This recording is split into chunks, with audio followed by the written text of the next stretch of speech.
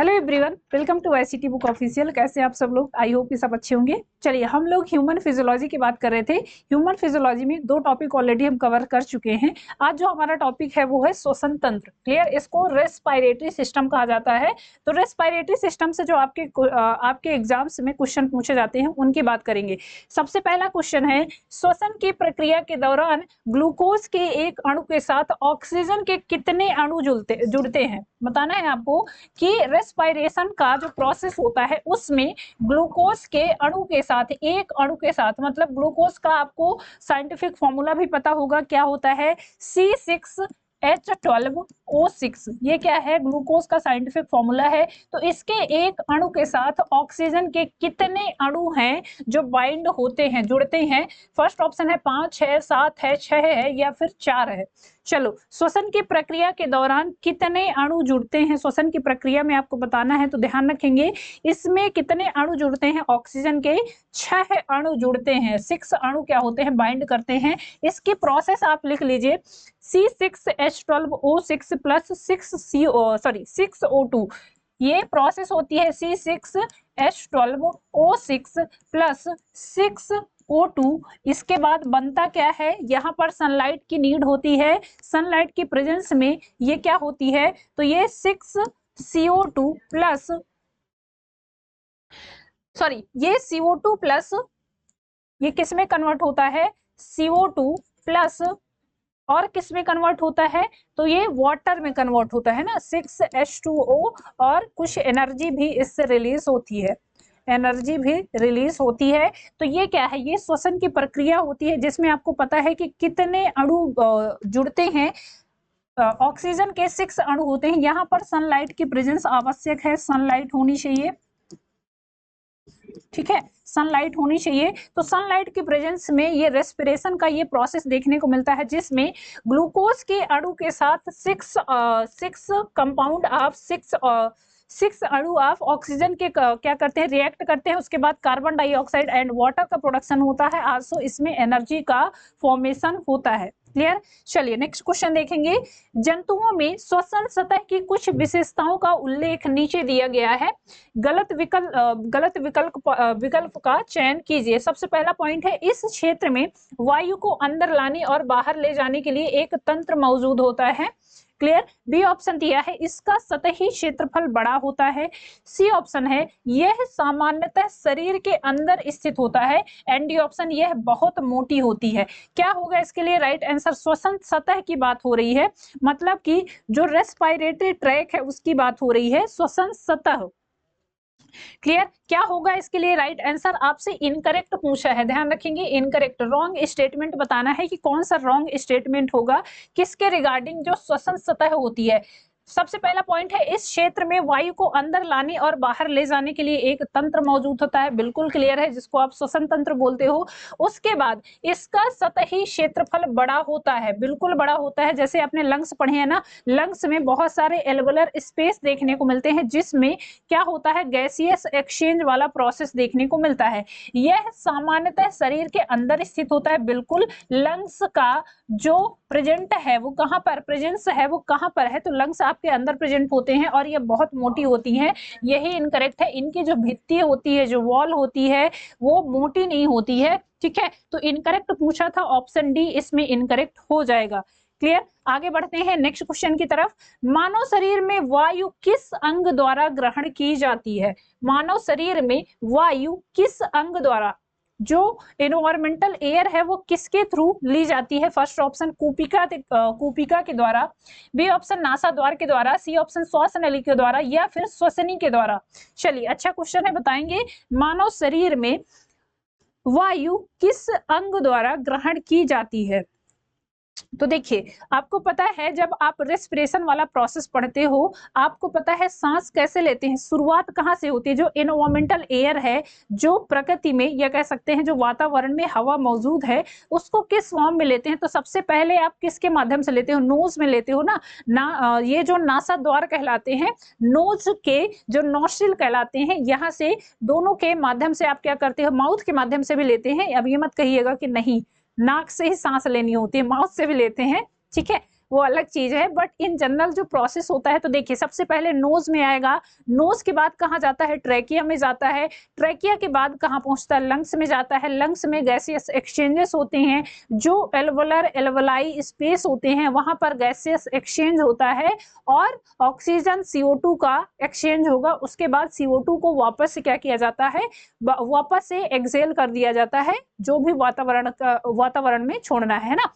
तो carbon dioxide को क्या करते हो आप, एक्सेल करते हो, बाहर करते हो, और ऑक्सीजन को लेते हो by the process of respiration, जो कि कहां से ली जाती है, नासा द्वार से, नॉस्ट्रिल्स के मदद से सबसे पहले वायु शरीर के अंदर ली जाती है। क्लियर। नेक्स्ट पॉइंट देखेंगे, श्वसन पथ में पक्षमाभ जिनको सीलिया कहा जाता है कि क्या भूमिका होती है। फर्स्ट ऑप्शन, ये अंतः श्वसित और उच्च वसित हवा में सभी गैसों को मिलाने में सहायक होते हैं। बी ऑप्शन है, सीलिया फेफड़ों और वायुपथ से नाक की ओर स्थित बलगम को साफ करते हैं। सी ऑप्शन, अंतः श्वसित हवा में मौजूद धूल के कण पक्षमाभ से चिपक जाते हैं। एंड डी ऑप्शन, पक्षमाभी कोशिकाएं बैक्टीरिया और वायरस को फंसाने के लिए स्राव उत्पन्न करती हैं। चलिए बताएंगे सीलिया का क्या रोल होता है जब आप बात करते हो फेफड़ों में या फिर जो भी वायुपथ है जिसको आप ट्रैकिया कहते हो, तो उनमें क्या काम होता है किसका, इन पक्षमाभ का, जिनको सीलिया कहा जाता है। क्या रोल होता है सीलिया का, देखिए सबसे पहला पॉइंट आता है कि श्वसन पथ में जो पक्षमाभ होते हैं उनका काम ये होता है कि वो पहली बात तो जो भी बलगम है उस सबको क्या करता है, साफ करने का काम करता है। आल्सो इनका काम ये होता है कि जो सरफेस एरिया है उनको बढ़ाने का भी काम करते हैं। तो इसमें ऑप्शन बी के साथ जाएंगे, पक्षमाभ फेफड़ों और वायुपथ से नाक की ओर स्थित बलगम को साफ करते हैं। क्लियर।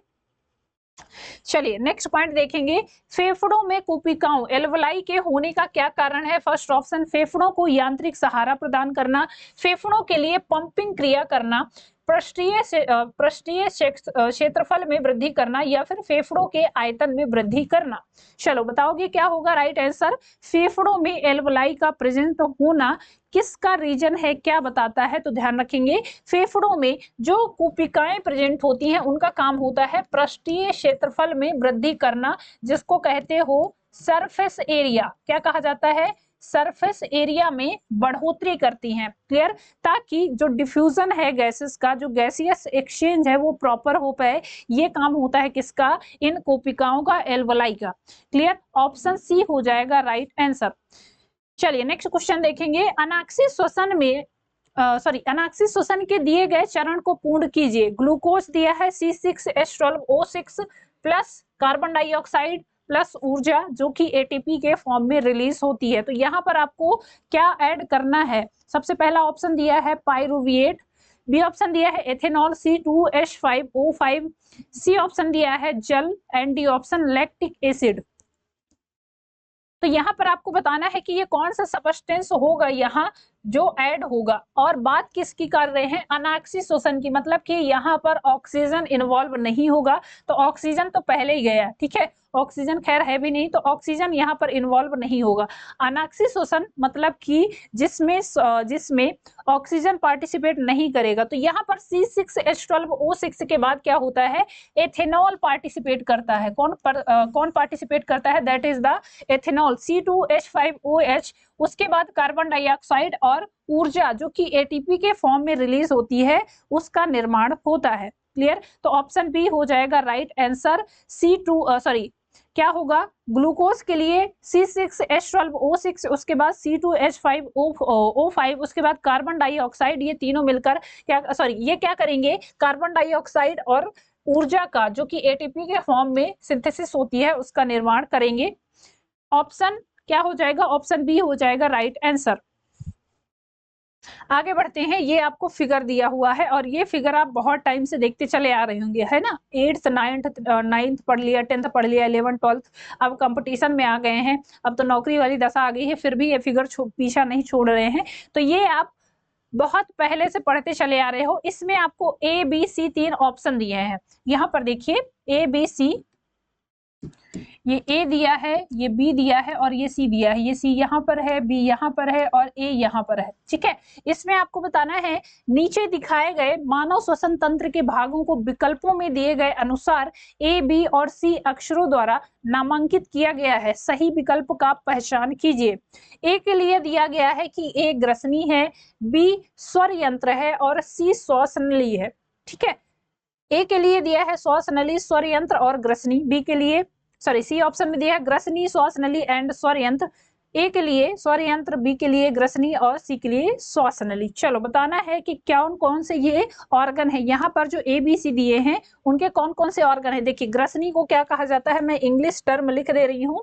ग्रसनी को बोलते हैं, यहाँ पर हिंदी लिख दे रहे हैं और इंग्लिश भी लिख दे रहे हैं। ठीक है, ग्रसनी को फेरिंग्स कहा जाता है।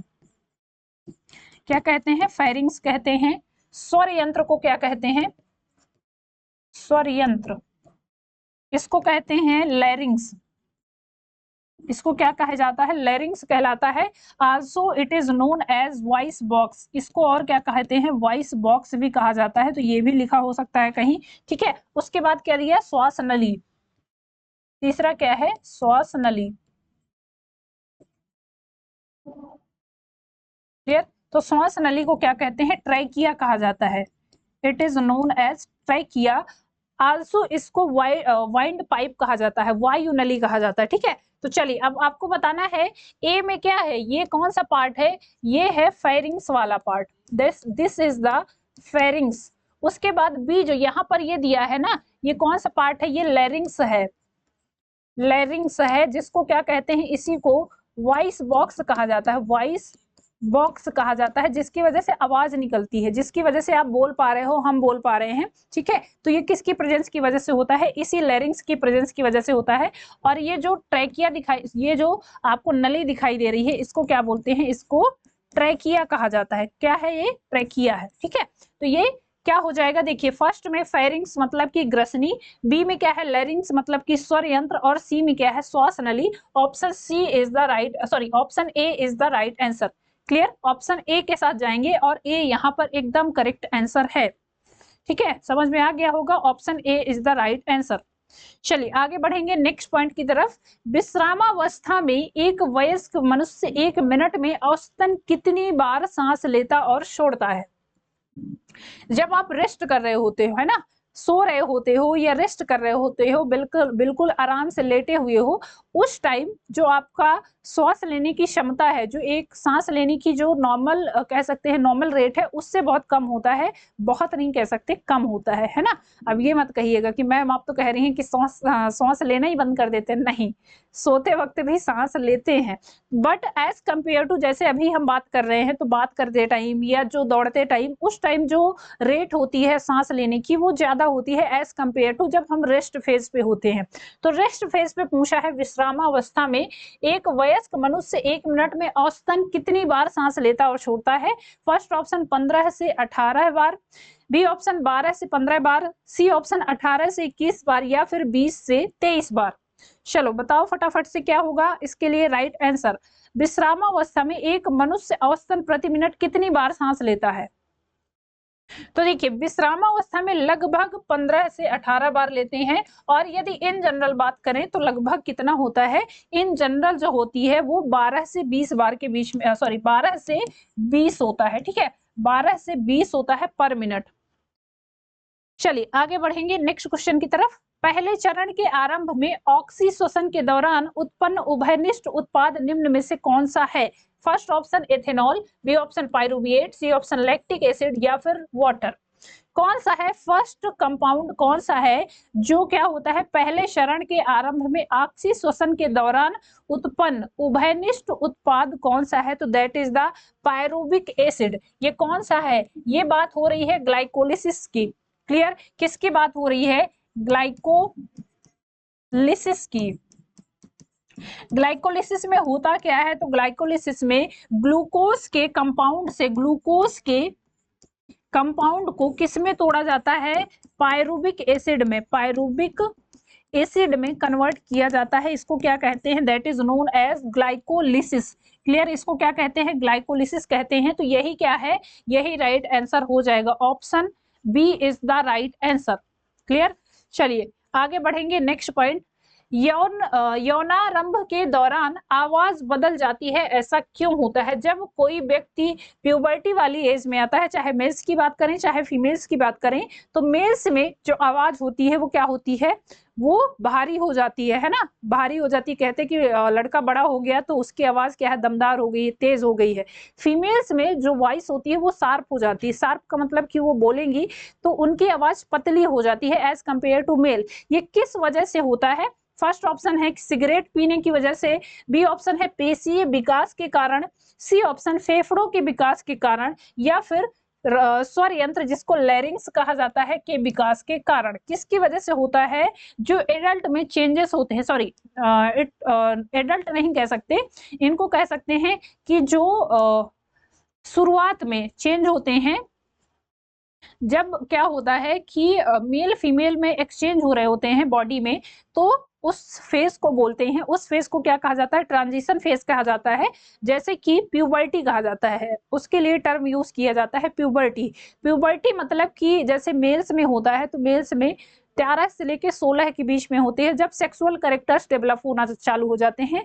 जैसे कि जो कंधे हैं उनका ब्रॉड होना, आवाज का भारी होना, है ना, बियर्ड का आना, बियर्ड मूछ का आना, तो ये सारे के सारे क्या हैं? ये सेक्सुअल कैरेक्टर्स हैं जो मेल्स में देखने को मिलेंगे। फीमेल्स में क्या होता है? फीमेल्स में जैसे वॉइस का शार्प होना, मतलब वॉइस पतली हो जाएगी। आल्सो उनमें ब्रेस्ट का डेवलप होना, मेमरी ग्लैंड का डेवलप होना, आल्सो मेंस्ट्रुअल साइकिल का डेवलप होना, या मेंस्ट्रुअल साइकिल स्टार्ट हो जाती है। और ये एज कब होती है? 12 से लेके 14th ईयर के बीच में होती है मेल्स में, सॉरी फीमेल्स में। और मेल्स में आप कह सकते हो 13 से 16 के बीच में होती है। ठीक है, तो ये किस वजह से होता है? यहाँ पर पूछा है कि आवाज बदल जाती है, मेल्स और फीमेल्स दोनों की बात कर रहे हैं। वो होता है इनमें लैरिंग्स का डेवलपमेंट हो जाता है। क्लियर। ये लैरिंग्स के डेवलपमेंट की वजह से होता है। लैरिंग्स जिसको स्वर यंत्र कहा जाता है, इसको और एक नाम से जाना जाता है, इसको वॉइस बॉक्स कहा जाता है। क्लियर। क्या कहलाता है ये? वॉइस बॉक्स कहलाता है, तो इसको भी नोट कर लीजिएगा। चलिए आगे बढ़ते हैं नेक्स्ट पॉइंट की तरफ। मानव शरीर में पायरुविएट का ऑक्सी विघटन, एरोबिक ब्रेकडाउन कहां पर होता है? माइटोकॉन्ड्रिया में होता है, केंद्रक में होता है, मांसपेशियों में होता है, या फिर कोशिका द्रव्य में होता है? मानव शरीर में पायरुविएट का ऑक्सी विघटन कहां पर होता है? ध्यान क्या होगा? एरोबिक ब्रेकडाउन की बात हो रही है, तो ध्यान देंगे ये कहां पर होता है? ये होता है माइटोकॉन्ड्रिया में। क्लियर। कहां पर होता है? माइटोकॉन्ड्रिया में देखने को मिलता है। क्लियर। ऑप्शन ए हो जाएगा राइट आंसर।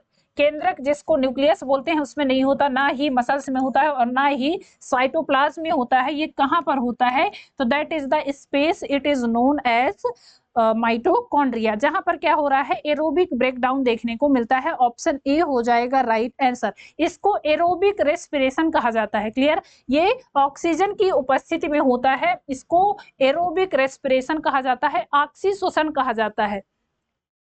नेक्स्ट क्वेश्चन, ऑक्सीशोषण के लिए की उपस्थिति की आवश्यकता होती है। मैंने बताया अभी क्या होगा? ऑक्सीशोषण में ऑक्सीजन की नीड होगी। भैया ऑक्सीजन होगा तभी तो ऑक्सीशोषण हो पाएगा, और ये होता कहाँ है? माइटोकॉन्ड्रिया में। कहां पर? माइटोकॉन्ड्रिया में। अभी लास्ट क्वेश्चन देखा आपने, तो माइटोकॉन्ड्रिया में क्या होता है? पायरुविएट का ब्रेकडाउन होता है। इसी को क्या कहते हैं? ऑक्सीशोषण कहा जाता है, एरोबिक रेस्पिरेशन कहा जाता है, जो कि किसकी प्रेजेंस में होता है? ऑक्सीजन की आवश्यकता होती है। इसे वायवीय श्वसन भी कहते हैं।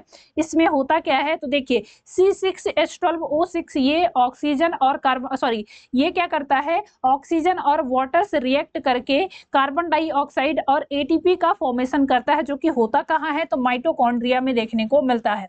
क्लियर। ऑप्शन क्या हो जाएगा? ऑप्शन बी हो जाएगा यहाँ पर राइट आंसर। नेक्स्ट क्वेश्चन की तरफ बढ़ते हैं। मनुष्यों में अंतःश्वसन के संबंध में सीधे दिए गए सभी कथनों में से केवल एक के अलावा अन्य सभी सही हैं। गलत कथन की पहचान कीजिए। एक के अलावा बाकी सही हैं, मतलब कि आपको क्या करना है? उसी गलत को पकड़ना है। फर्स्ट ऑप्शन, पसलियां अंदर धंसती हैं और डायाफ्राम ऊपर की ओर फूलता है। ये बात हो रही है जब आप सांस ले रहे हो। ठीक है। बी ऑप्शन है, पसलियां ऊपर उठती हैं और डायाफ्राम सपाट होता है।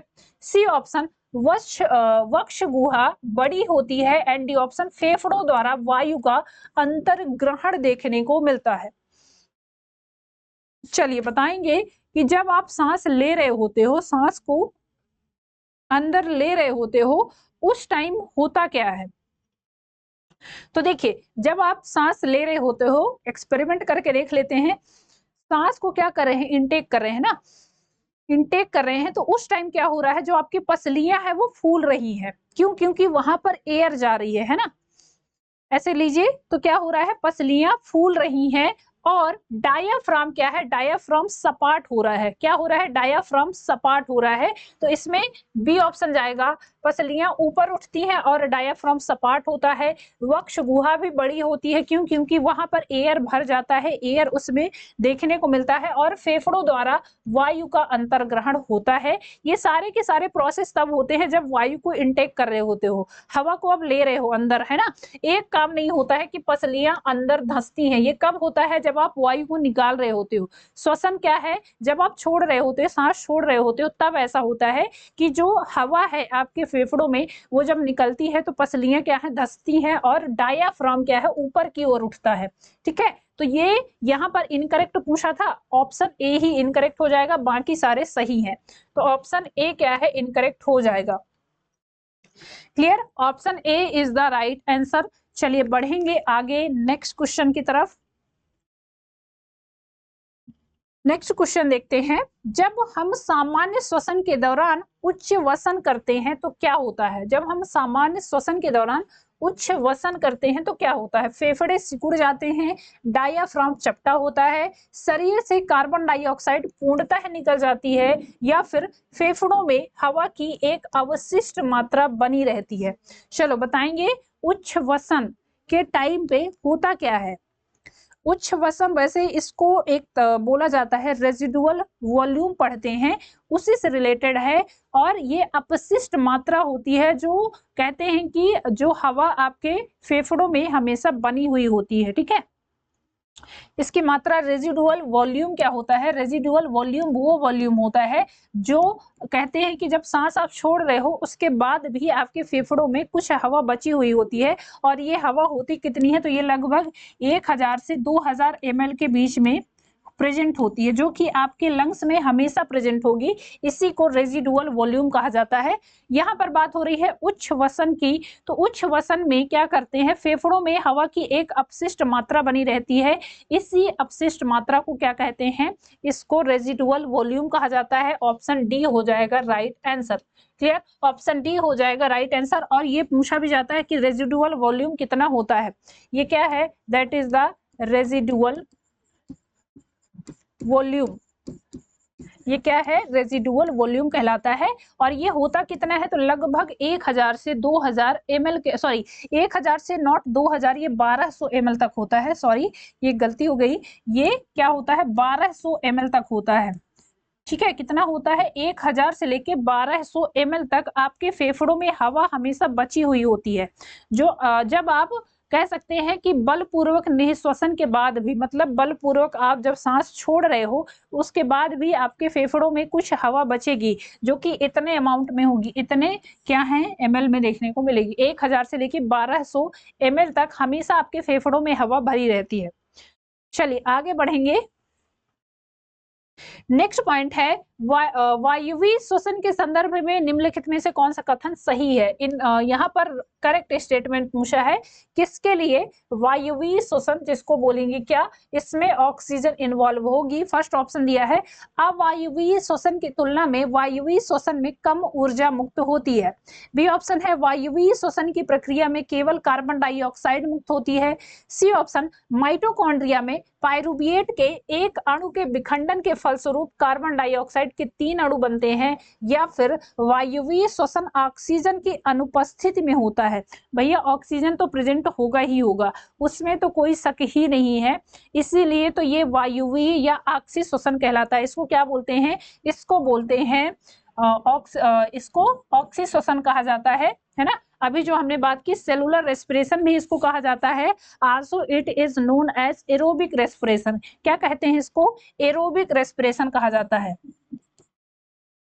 एरोबिक रेस्पिरेशन होता है।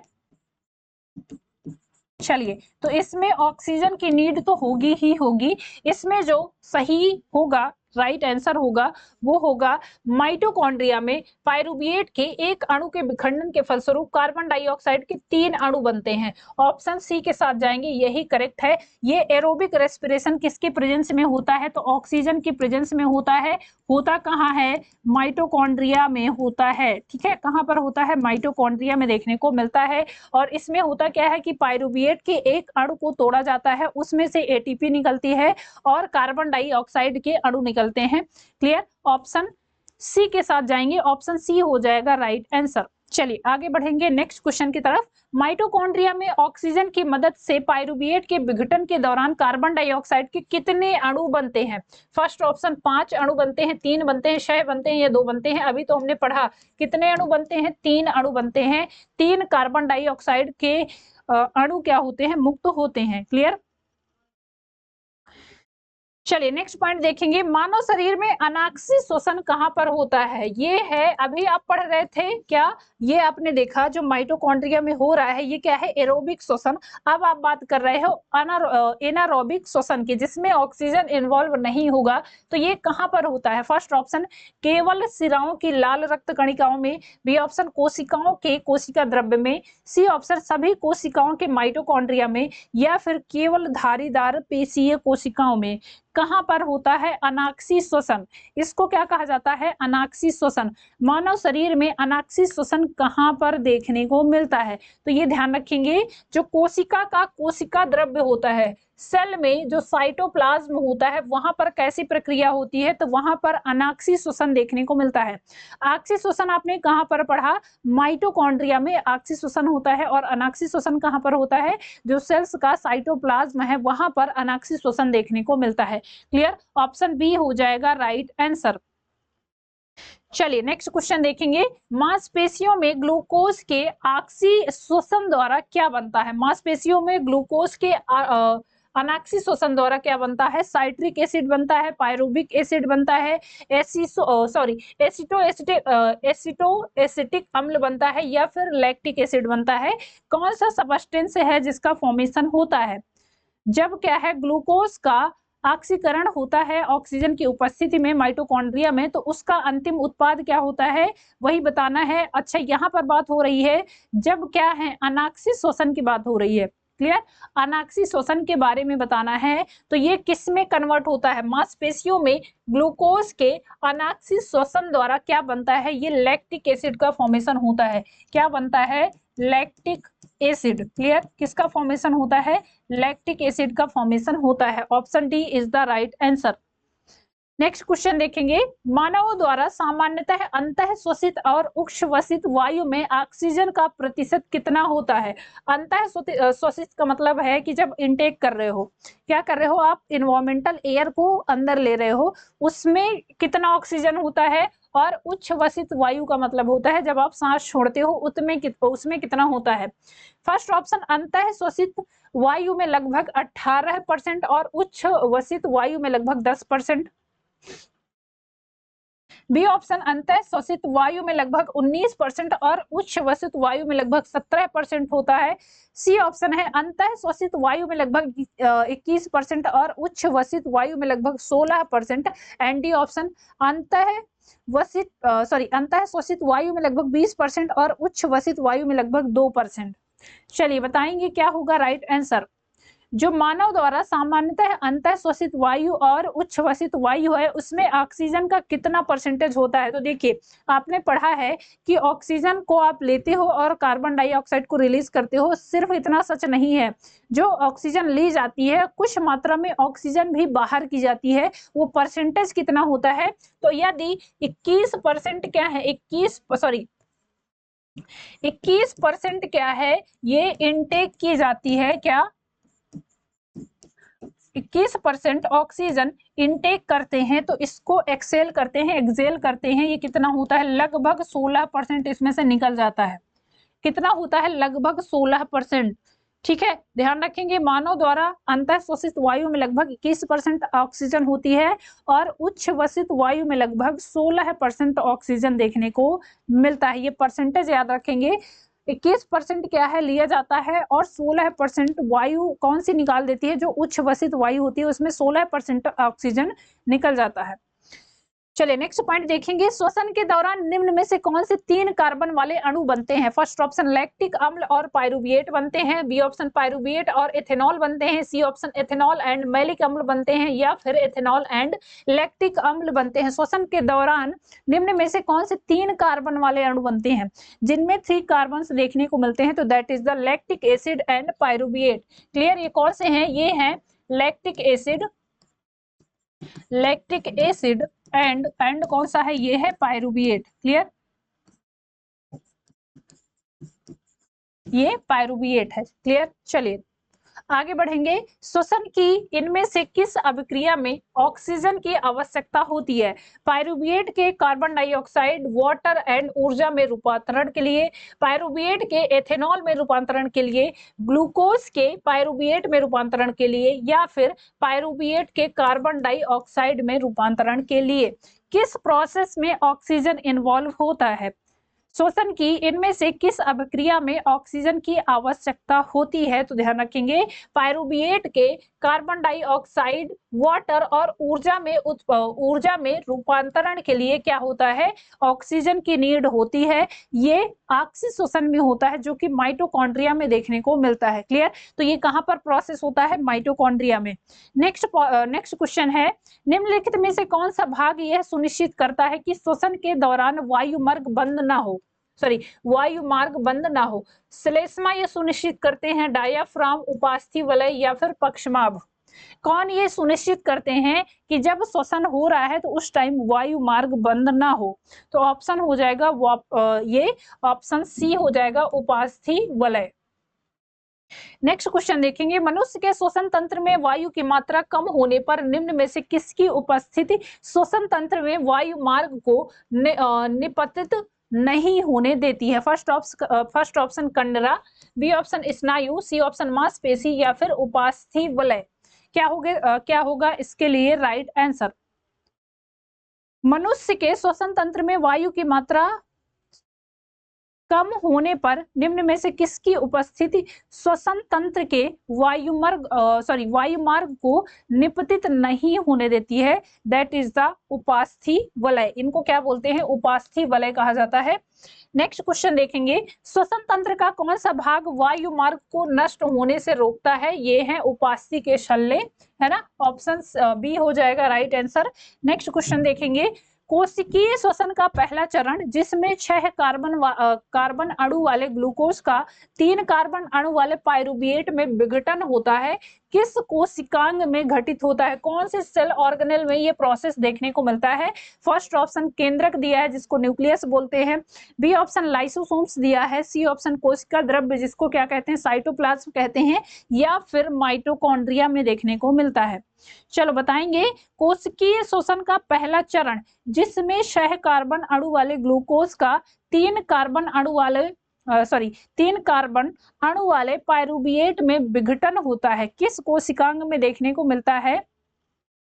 क्या होगा इसका राइट आंसर? तो देखिए, जब आप सेलुलर रेस्पिरेशन की बात करते हो, ये प्रोसेस है सेलुलर रेस्पिरेशन का, और सेलुलर रेस्पिरेशन में दो प्रोसेस देखने को मिलते हैं। एक तो होता है एरोबिक रेस्पिरेशन और दूसरा होता है एनारोबिक रेस्पिरेशन। एरोबिक रेस्पिरेशन कब होता है? जब क्या है? ऑक्सीजन इन्वॉल्व होती है, ठीक है, और एनारोबिक रेस्पिरेशन तब होता है जब ऑक्सीजन इन्वॉल्व नहीं होती है। दोनों चीजें आप नोट कर लीजिए। सेलुलर रेस्पिरेशन की जब आप बात करते हो, सेलुलर रेस्पिरेशन जो कोशिकीय श्वसन कहलाता है, ये 2 पार्ट में डिवाइड होता है, ठीक है, इसको आप दोनों को नोट कर लीजिए। एक तो होता है आपसी श्वसन या वायवीय श्वसन जिसको क्या बोलते हैं? एरोबिक रेस्पिरेशन कहा जाता है। क्लियर, एरोबिक रेस्पिरेशन, और दूसरा होता है anaerobic respiration. Anaerobic respiration, aerobic respiration में क्या होगा, ऑक्सीजन इन्वॉल्व होगा, इसमें क्या है, ऑक्सीजन इन्वॉल्व होगा, ठीक है, इन्वॉल्व होगा। और एनारोबिक रेस्पिरेशन में ऑक्सीजन इन्वॉल्व नहीं होगा, oxygen not involve. Clear, oxygen नहीं इन्वॉल्व होगा। इसकी हिंदी भी आप लिख लीजिए, ठीक है, क्योंकि कई सारे बच्चे कहते हैं कि मैम आप हिंदी नहीं बताते हो। इसको बोलते हैं वायवीय श्वसन। इसको क्या बोलते हैं, वायवीय श्वसन, वायवीय, या इसी को ऑक्सी श्वसन कहा जाता है, ऑक्सी श्वसन, ठीक है। और ये क्या कहलाता है, अवायवीय, अवायवीय, या इसी को क्या कहते हैं, अनाक्सी श्वसन। क्या कहलाता है, ये अनाक्सी श्वसन कहलाता है। क्लियर, इसमें ऑक्सीजन इन्वॉल्व नहीं होती है और ऑक्सी श्वसन में इन्वॉल्व होती है। अब यहाँ पर अवायवीय श्वसन का प्रथम चरण होता है, जिसके अंतर्गत सह कार्बन वाले अणु का विखंडन होता है, जिसको आप ग्लूकोज कहते हो। और ये किसकी वजह से होता है, सॉरी, किसकी प्रेजेंस में होता है, तो यहाँ पर ध्यान रखेंगे, यहाँ पर ऑक्सीजन इन्वॉल्व नहीं होता है। और ये होता कहाँ है, ये ध्यान रखेंगे, ये होता है कोशिका द्रव्य में। मैं इसलिए बता रही हूँ क्योंकि अभी मैंने पीछे पढ़ाया माइटोकॉन्ड्रिया में कौन सा प्रोसेस होता है, माइटोकॉन्ड्रिया में होता है एरोबिक रेस्पिरेशन, जो कि ऑक्सीजन वहां पर इन्वॉल्व होता है। और एरोबिक रेस्पिरेशन में होता क्या है, पायरुवेट एसिड टूटता है ना, पायरुविक एसिड टूटता है, किस में, वो कार्बन डाइऑक्साइड में और एटीपी में रिलीज होता है। तो यहाँ पर माइटोकॉन्ड्रिया कहाँ पर हो रहा है, सॉरी, एरोबिक रेस्पिरेशन कहाँ पर हो रहा है, ये ध्यान दीजिएगा, ये हो रहा है माइटोकॉन्ड्रिया में, माइटोकॉन्ड्रिया में। ये पॉइंट नोट कर लीजिएगा, इतना नोट कर लेंगे आप कंफ्यूज नहीं होंगे। और ये जो, इसको क्या करिए, ऑक्सीजन नॉट इन्वॉल्व, ये कहां पर हो रहा है, ये साइटोप्लाज्म में हो रहा है। कहां पर हो रहा है, साइटोप्लाज्म में, जिसको आप क्या बोलते हो, कोशिका द्रव्य कहते हो, ठीक है। तो ये सेलुलर रेस्पिरेशन, जिसको क्या कहा जाता है, ये हिंदी में कहलाता है कोशिकीय श्वसन। कोशिकीय श्वसन दो भागों में कंप्लीट होता है, दो पार्ट में कंप्लीट होता है। एक तो होता है एरोबिक रेस्पिरेशन, जिसको वायवीय या ऑक्सी श्वसन कहते हैं। दूसरा क्या कहलाता है, अवायवीय या एनारोबिक रेस्पिरेशन। एनारोबिक रेस्पिरेशन में ऑक्सीजन इन्वॉल्व नहीं होती है और एनारोबिक रेस्पिरेशन में ऑक्सीजन इन्वॉल्व नहीं है। ये होता कहाँ है, साइटोप्लाज्म में होता है, विदाउट ऑक्सीजन होता है। इसमें कन्वर्जन किसका होता है, तो देखिए ग्लूकोज का कन्वर्जन किस में हो रहा है, ग्लूकोज का कन्वर्जन पायरुवेट में होता है। उसके बाद अब ये पायरुवेट बन गया तो ये एरोबिक रेस्पिरेशन में पार्टिसिपेट करता है, जो कि माइटोकॉन्ड्रिया में देखने को मिलता है। और ये पायरुविक एसिड फिर कन्वर्ट होता है किस में, तो ध्यान रखेंगे, पायरुविक एसिड कन्वर्ट होता है कार्बन डाइऑक्साइड और एटीपी के फॉर्म में, जो कि ऑक्सीजन के प्रेजेंस में होगा, और ये माइटोकॉन्ड्रिया में देखने को मिलता है। क्लियर, तो यहाँ पर याद रख लीजिएगा, इसको नोट कर लीजिएगा, ऑप्शन सी इसमें राइट आंसर हो जाएगा। कोशिका द्रव्य में देखने को मिलता है, किसकी बात कर रहे हैं, जिसमें 6 कार्बन अणु वाले ग्लूकोज का 3 कार्बन अणु वाले पायरुवेट में विघटन होता है। किस कोशिकांग में होता है, ये कोशिका द्रव्य में देखने को मिलता है। क्लियर, कहां पर होता है, कोशिका द्रव्य में। चलिए बढ़ेंगे आगे नेक्स्ट क्वेश्चन की तरफ। प्रत्येक श्वसन चक्र के दौरान जब वायु अंदर ली जाती है और बाहर निकाली जाती है तो फेफड़ों में हमेशा कुछ मात्रा में वायु होती ही है, ताकि ऑक्सीजन को अवशोषित करने और कार्बन डाइऑक्साइड को छोड़ने के लिए पर्याप्त समय मिल सके। वायु की इस मात्रा को क्या कहा जाता है, फर्स्ट ऑप्शन दिया है फुफ्फुसीय मात्रा कहते हैं, या फिर वायु कोशीय मात्रा कहते हैं, अपशिष्ट मात्रा कहते हैं, या फिर श्वसन मात्रा कहते हैं। ये अभी मैंने आपको पढ़ाया है, इसको क्या कहा जाता है, तो इसको अपशिष्ट मात्रा कहा जाता है।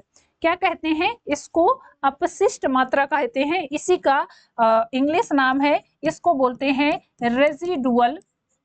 Residual volume. क्लियर, क्या कहलाता है, this is known as residual volume. और ये होता कितना है, तो लगभग ये 1000 से लेके 1200 ml तक, 1000 से लेके 1200 ml तक ये हमेशा क्या है, फेफड़ों में बना हुआ होता है। क्लियर, तो ऑप्शन सी हो जाएगा राइट आंसर। चलिए नेक्स्ट क्वेश्चन देखेंगे। फेफड़ों में मौजूद वो गुब्बारे जैसी संरचनाएं क्या कहलाती हैं जहां गैसों का विनिमय होता है, एक्सचेंज ऑफ गैसेस देखने को मिलता है? श्वास नली है, श्वासनी है, कूपिका है या फिर पक्षमाभ है? क्या कहलाती हैं? छोटी छोटी गुब्बारे के समान संरचनाएं प्रेजेंट होती हैं, उनमें क्या हो रहा है, एक्सचेंज ऑफ गैसेस देखने को मिलता है, उनको क्या कहते हैं? तो दिस इज नोन एज कूपिकाएं। इनको क्या बोलते हैं? कूपिकाएं कहा जाता है। क्लियर? क्या कहते हैं? एल्वोलाई बोलते हैं इनको, एल्वोलाई कहा जाती है, सॉरी एल्वोलाई कहलाती है, हिंदी में इनको कूपिका कहा जाता है। नेक्स्ट क्वेश्चन है, विश्रामावस्था में एक वयस्क मनुष्य 1 मिनट में कितनी बार सांस लेता है? 70 से 72 बार, 12 से 15 बार, 72 से 75 बार या फिर 15 से 18 बार? कितनी बार सांस लेता है? तो ये मैंने आपको बताया, ये नॉर्मल जब रेस्ट फेज में होते हैं तो 15 से 18 बार सांस लेते हैं। नॉर्मली 20 से 25 हो सकता है, ठीक है, 20 से 25 या फिर आप 15 से 25 कह लीजिए, 15 से 25 तो नहीं, बट 20 से 25 जो नॉर्मल होता है, नॉर्मल कंडीशन में आप बात कर रहे हो, दौड़ने में और तेज हो जाता है, ठीक है, जब आप कोई फिजिकल वर्क कर रहे होते हो तो उस टाइम और सांस लेने की क्षमता जो होती है बढ़ जाती है, बट जब विश्रामावस्था में होते हो, रेस्ट फेज में होते हो, तो 15 से 18 बार एक वयस्क मनुष्य सांस लेता है, ठीक है। ऑप्शन डी हो जाएगा राइट आंसर।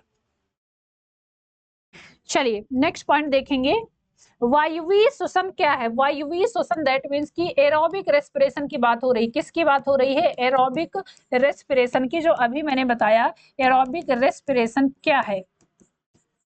फर्स्ट ऑप्शन आणविक ऑक्सीजन के बिना श्वसन, ऑक्सीजन की उपस्थिति में श्वसन, त्वचा के माध्यम से श्वसन या फिर गलफड़ों के माध्यम से श्वसन।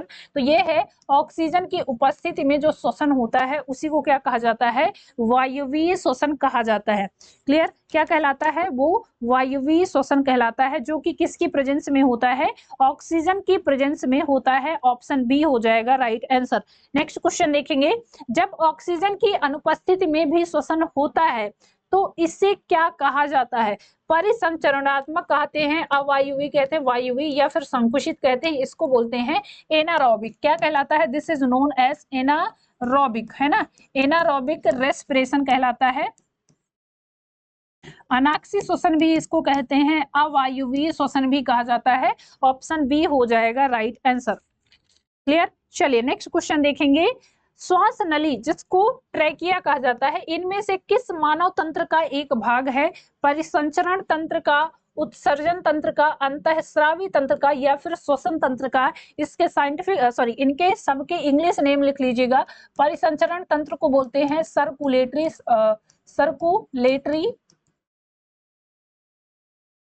एक मिनट, ये क्या है? Circulatory system. Clear? Circulatory system हो गया। ये क्या है? एक्सक्रीटरी सिस्टम हो गया।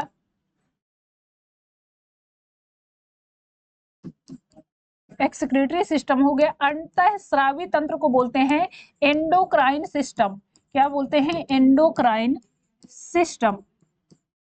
और श्वसन तंत्र को क्या बोलते हैं? Respiratory system. Respiratory system. तो बताइए ट्रैकिया किसका पार्ट है? ट्रैकिया श्वास नली किस में आता है? ये आता है श्वसन तंत्र में, है ना, किसमें आता है? रेस्पिरेटरी सिस्टम का पार्ट है। ऑप्शन डी हो जाएगा राइट आंसर। चलिए नेक्स्ट क्वेश्चन देखेंगे, ट्रैकिया मानव शरीर के किस तंत्र का पार्ट है? अभी तो हमने बात की ये श्वसन तंत्र का पार्ट है, अभी इसमें हृदय तंत्र जैसा कोई पार्ट नहीं होता है।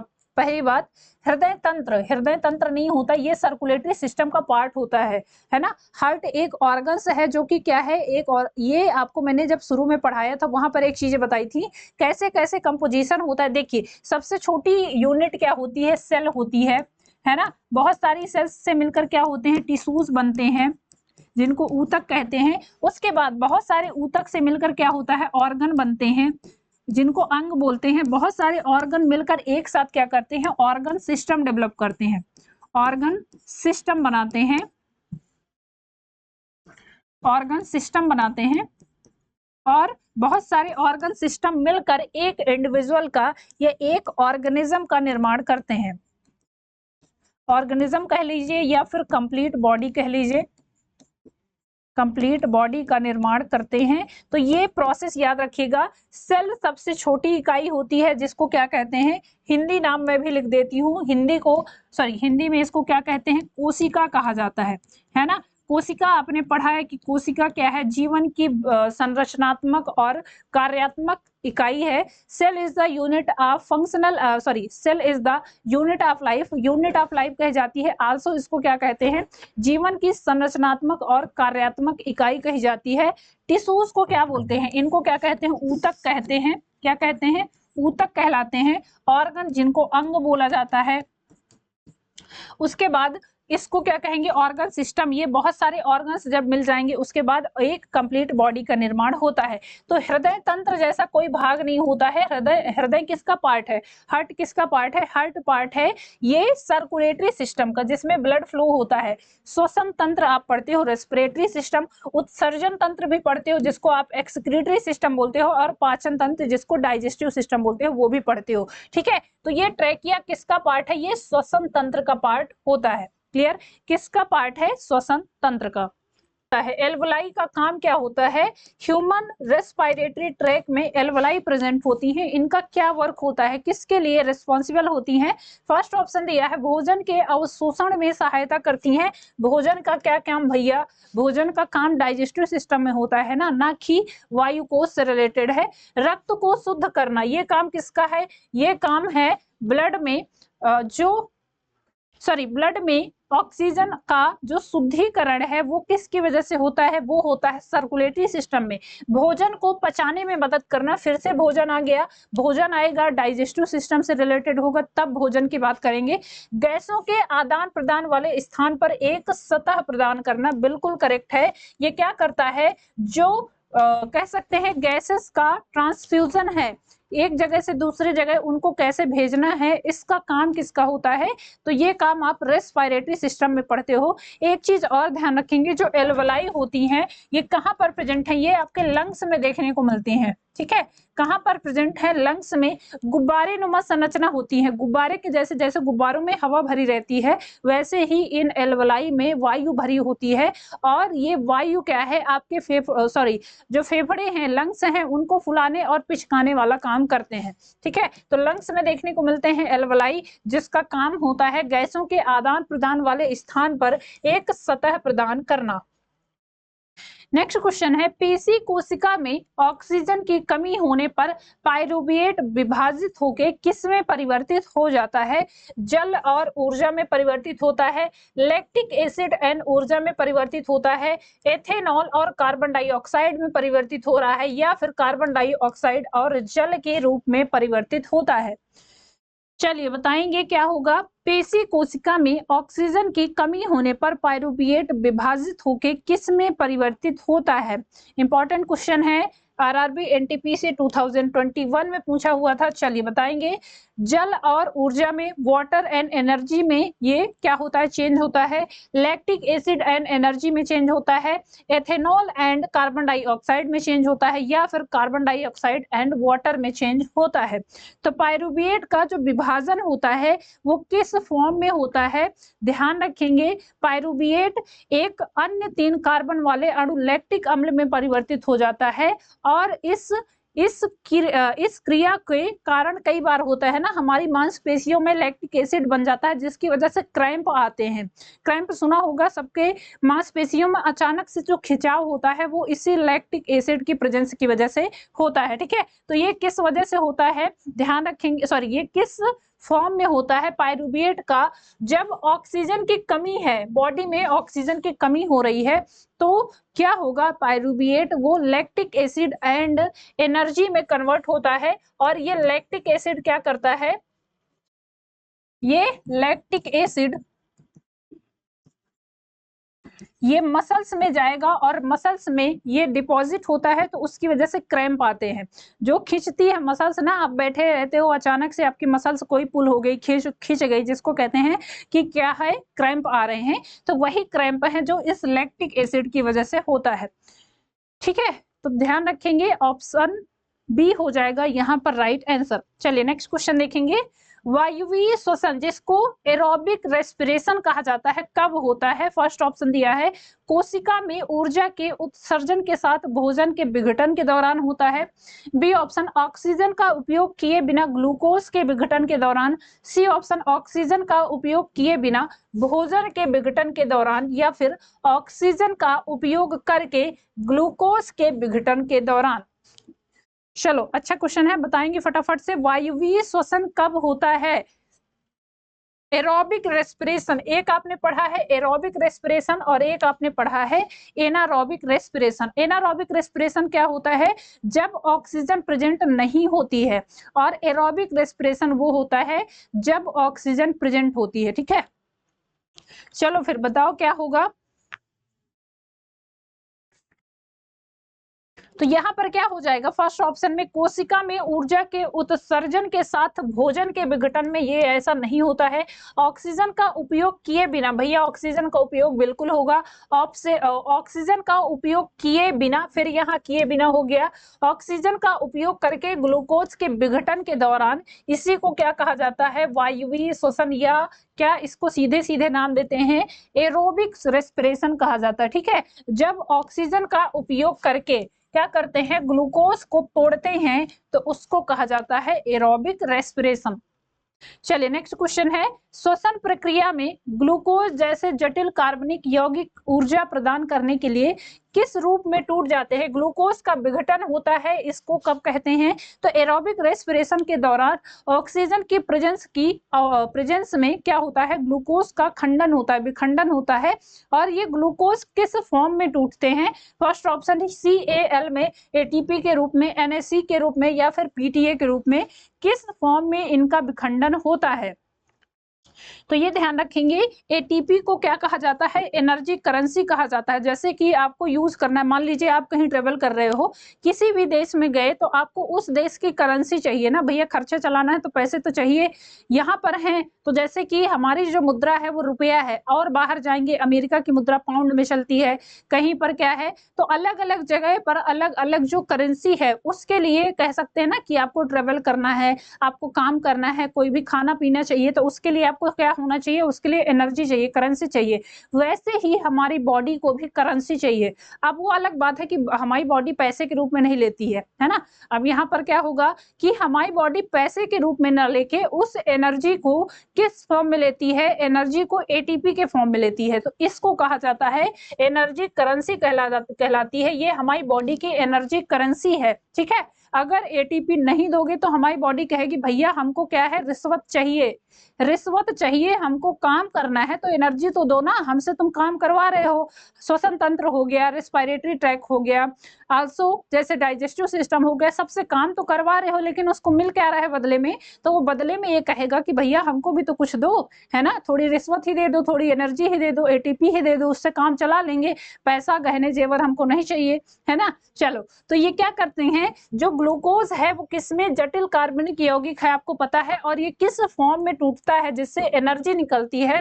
तो ये एटीपी के फॉर्म में टूटता है, जिसका यूज हमारी बॉडी करती है। और हमारी बॉडी एटीपी का यूज किस फॉर्म में करती है? जो भी शारीरिक क्षमता है वो एटीपी के यूटिलाइजेशन के फलस्वरूप आती है। ठीक है, तो एटीपी का यूज एनर्जी करेंसी के रूप में हमारी बॉडी करती है। चलिए आगे बढ़ेंगे।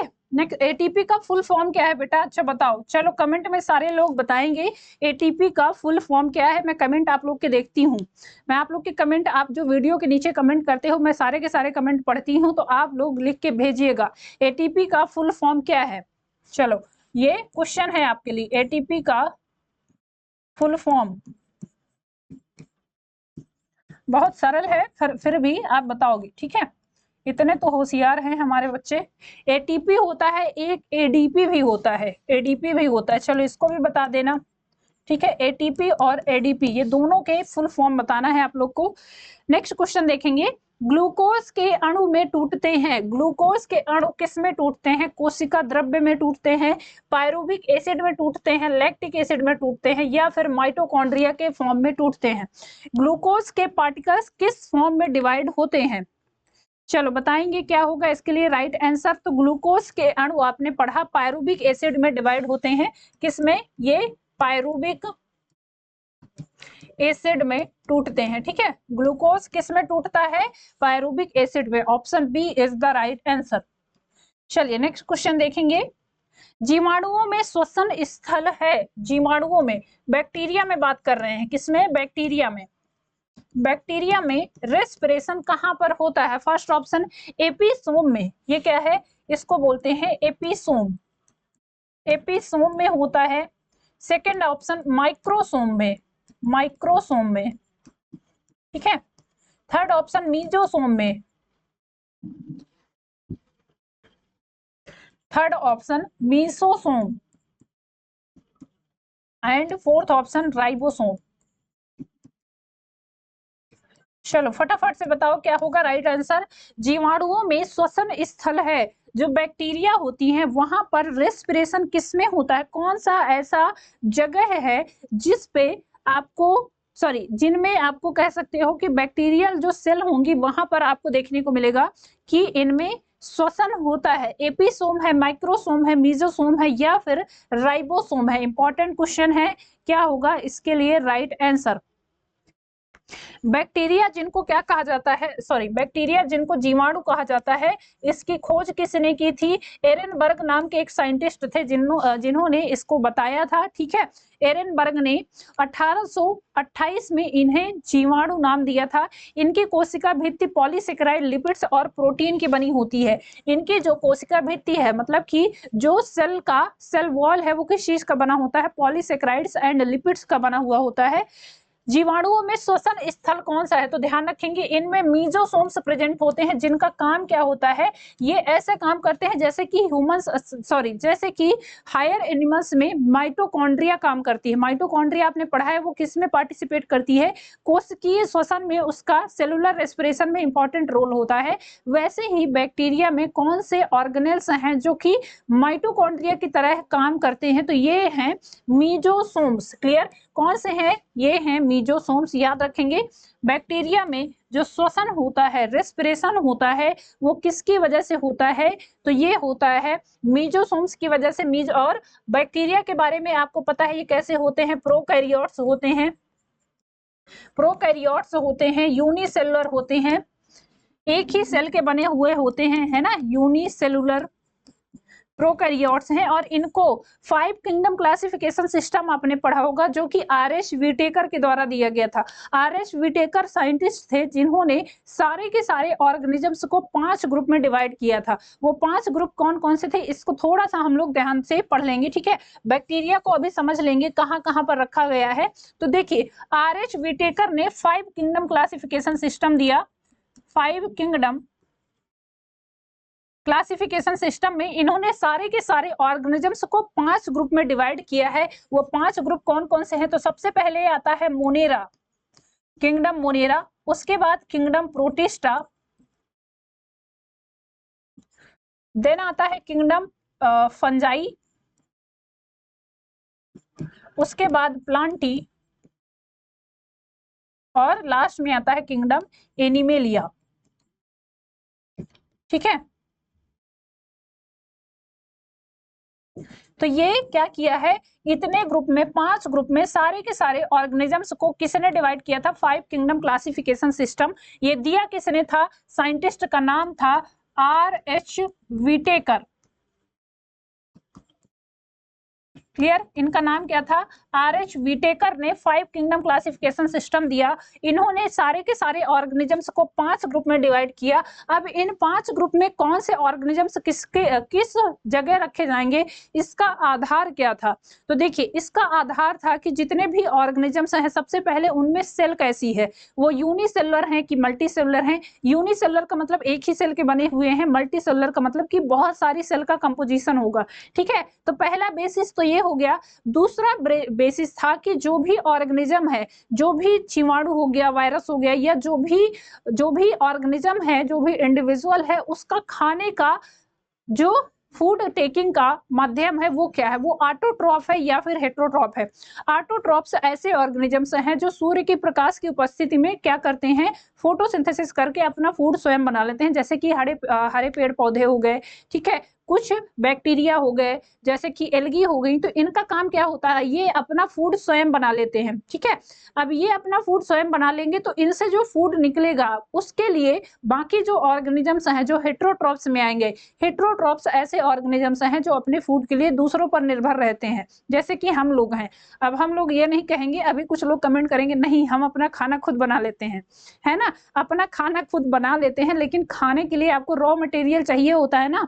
रॉ मटेरियल मतलब कि जैसे दाल बनानी है तो दाल चाहिए, खाना खाना है, सब्जी बनानी है, सब्जियां चाहिए, तो वो कहाँ से आ रहा है, वो पेड़ पौधों से आ रहा है, और पेड़ पौधे उसका प्रोडक्शन कर रहे हैं, उसके प्रोडक्शन में वो अपना भोजन भी बना ले रहे हैं और तुमको भी दे रहे हैं, है ना। तो हेट्रोट्रॉप्स ऐसे ऑर्गेनिजम्स हैं जो अपने फूड के लिए दूसरों पर निर्भर रहते हैं, जैसे कि एनिमल्स हो गए, ह्यूमंस हो गए, बाकी बहुत सारे एनिमल्स जैसे कि आर्थ्रोपोडा हो गया।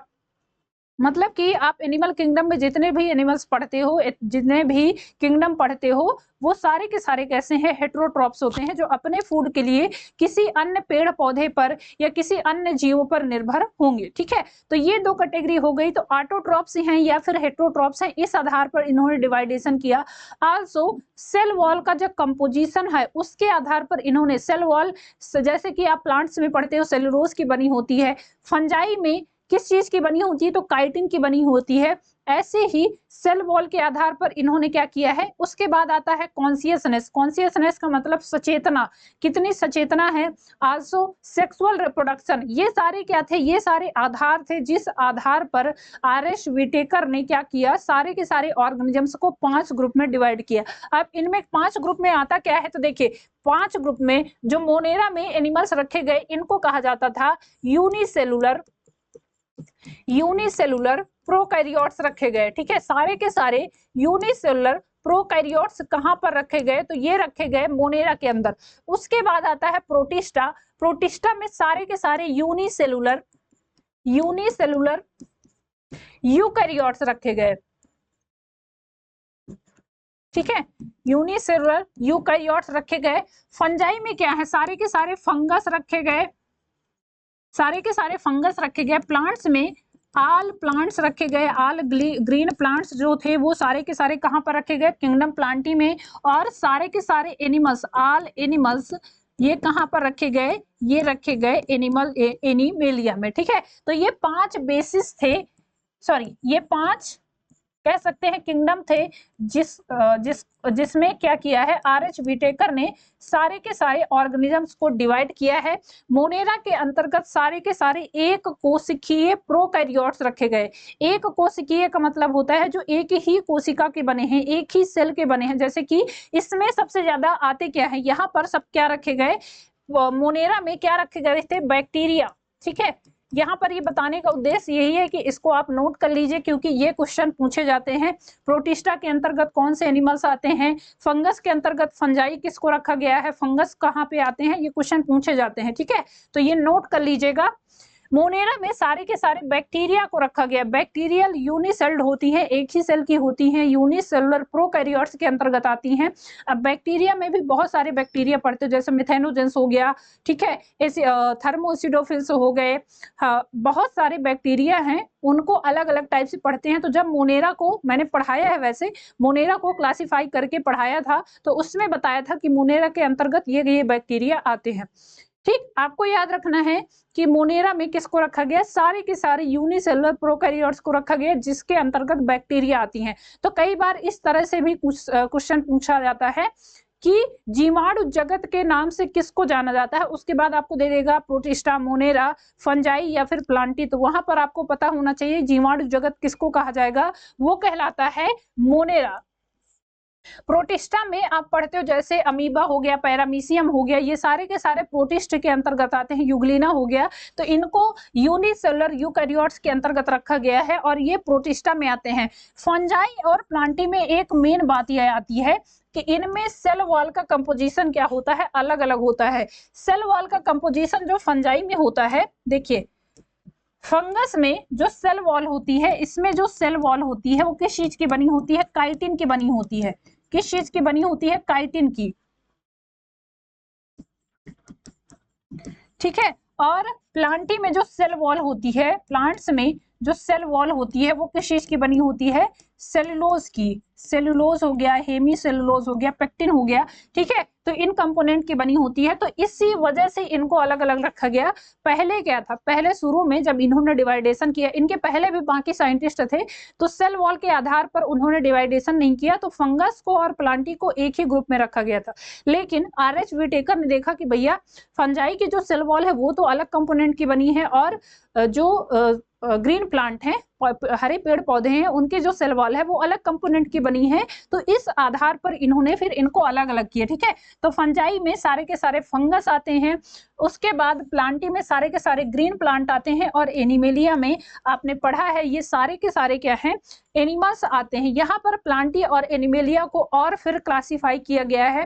प्लांटी को फिर आप 5 ग्रुप में बांटते हो, सारे के सारे प्लांट्स को 5 ग्रुप में डिवाइड किया जाता है। किंगडम एल्गी क्लास हो जाएगा, उसके बाद ब्रायोफाइटा, फिर टेरिडोफाइटा, फिर जिम्नोस्पर्म, फिर एंजियोस्पर्म्स। एंजियोस्पर्म्स को हायर प्लांट की कैटेगरी में रखा गया है। एंजियोस्पर्म्स ऐसे प्लांट्स हैं जिनमें की सारे के सारे हायर कैटेगरी देखने को मिलते हैं, हायर फीचर्स देखने को मिलते हैं, जैसे कि फ्रूट का फॉर्मेशन, फ्लावर का फॉर्मेशन, सीड का फॉर्मेशन, सब आपको देखने को मिलेगा कहाँ पर, एंजियोस्पर्मिक प्लांट में, ठीक है। तो ये कैटेगरी वाइज इसको डिवाइड किया गया है। उसके बाद बात करते हैं एनिमल किंगडम की। तो एनिमल किंगडम को 10 फाइलम में डिवाइड किया गया है, सारे के सारे 10 फाइलम। अब ये मत कहिएगा कि आपको मैं इतना जल्दी जल्दी बता रही हूँ, कैसे याद है, मैं आपको बस बता दे रही हूँ ताकि आपके दिमाग में रहे कि अच्छा इनको वापस से क्लासिफाई किया गया है, ठीक है। तो एनिमल किंगडम को 10 फाइलम में डिवाइड किया गया है। वो 10 फाइलम कौन कौन से हैं? सबसे पहले आता है पोरीफेरा, उसके बाद आता है सिलेंट्रेटा, फिर टीनोफोरा, फिर प्लेटीहेल्मिन्थीज, फिर एस्केहेल्मिन्थीज, उसके बाद आता है एनिलिडा, एनिलिडा के बाद आता है आर्थ्रोपोडा, आर्थ्रोपोडा के बाद आता है मोलस्का, मोलस्का के बाद आता है इकाइनोडर्मेटा, इकाइनोडर्मेटा के बाद आता है हेमिकॉर्डेटा, और लास्ट में आता है कॉर्डेटा। तो कॉर्डेटा के जो एनिमल्स हैं जिसमें ह्यूमंस भी आते हैं वो सबसे हायर एनिमल्स कहलाते हैं, ठीक है। तो ये बेसिस थे क्लासिफिकेशन के। तो याद रखिएगा बेटा, ये जितने भी पॉइंट्स मैंने बताए हैं इन सब से क्वेश्चन पूछे जाते हैं, सारे के सारे पॉइंट्स जितने भी बताए हैं इन सब से क्वेश्चन पूछे जाते हैं। अब जैसे मैंने आपको बताया ना, जितना क्लासिफिकेशन वाला बताया ये सब आपको पढ़ाया है, मैंने पीछे पढ़ाया है, जो भी क्लासिफिकेशन हुए हैं, जैसे कि आर्थ्रोपोडा, मोलस्का है ना, जितने भी एनिमल किंगडम हो गए, प्लांट किंगडम हो गए, ये सारे के सारे क्लासिफिकेशन है और इनसे क्वेश्चन भी पूछे जाते हैं। एल्गी से पूछे जाते हैं, ब्रायोफाइट से पूछे जाते हैं, उसके बाद टेरिडोफाइट्स हो गया, जिम्नोस्पर्म्स हो गए, एंजियोस्पर्म्स हो गए, ये प्लांट के ग्रुप हैं, इनसे भी क्वेश्चन पूछे जाते हैं। एनिमल ग्रुप में आते हो Porifera, Coelenterata, Ctenophora, Platyhelminthes, Aschelminthes, Annelida, Arthropoda, Mollusca, Echinodermata, Chordata, इन सब से भी क्वेश्चन पूछे जाते हैं। और कॉर्डेटा को फिर आप डिवाइड करते हो अगेन 4 ग्रुप में, एवीज हो गया जिसमें बर्ड्स आते हैं, रेप्टाइल्स हो गए जिसमें सरीसृप आते हैं, है ना, एम्फीबियंस हो गए जिसमें आप मेढक पढ़ते हो, और लास्ट में मैमल्स पढ़ते हो जिसमें आप ह्यूमंस को, और बाकी जैसे गाय भैंस, ये सब एनिमल्स आते हैं। तो ये सब पढ़ाया है मैंने आपको। ये बताने का उद्देश्य यही है कि आपको चीजें रिकॉल हो जाएं, और आपकी चीजें, पढ़ाई का मतलब ये नहीं होता है कि हमने एक बार पढ़ लिया और हमने पढ़ लिया तो हमको हमेशा वो याद रहेगा। पढ़ने का सही तरीका ये होता है कि आप जो चीजें पढ़ रहे हो उसको किसी न किसी माध्यम में रिवाइज करते रहें, तब चीजें आपके दिमाग में स्टोर रहेंगी, बनी रहेंगी, है ना। जैसे कि आप अपना मोबाइल चलाते हो तो उसको भी रिफ्रेश करते रहते हो ना, ताकि उसमें कोई भी वायरसेस ना आए। अगर आपने एक बार डाल दिया उसमें कोई चीज और वो वही की वही है तो वो वायरस खा जाएगा, या फिर कुछ टाइम में हो सकता है कि वो करप्ट हो जाए। वैसे ही आपका दिमाग भी है, अगर उसको टाइम टाइम पे रिफ्रेश करेंगे ना तो चीजें क्या होती हैं, जैसे पेड़ लगाते हैं तो पेड़ में टाइम टाइम पे पानी देना होता है, वैसे ही ये पानी का काम है कि यदि आप टाइम टाइम पे रिवाइज करते रहोगे तो चीजें आपके दिमाग में एकदम क्या है, फ्रेश बनी रहेंगी, ठीक है। चलिए खैर आते हैं टॉपिक पे। तो ध्यान रखेंगे जीवाणुओं में श्वसन स्थल क्या होता है, जीवाणुओं को कहाँ रखा गया है, मोनेरा के अंतर्गत रखा गया है। बैक्टीरिया को, सारे के सारे बैक्टीरियल सेल्स को कहाँ पर रखा गया है, मोनेरा के अंतर्गत रखा गया है। ये जितना भी मैंने बताया है ये सारा का सारा नोट कर लेना है आपको अपने नोट्स में। ये सारे के सारे पॉइंट्स बहुत शॉर्ट फॉर्म में मैंने बताया है, ये नोट कर लीजिएगा और ये बहुत बेनिफिशियल है आपके लिए।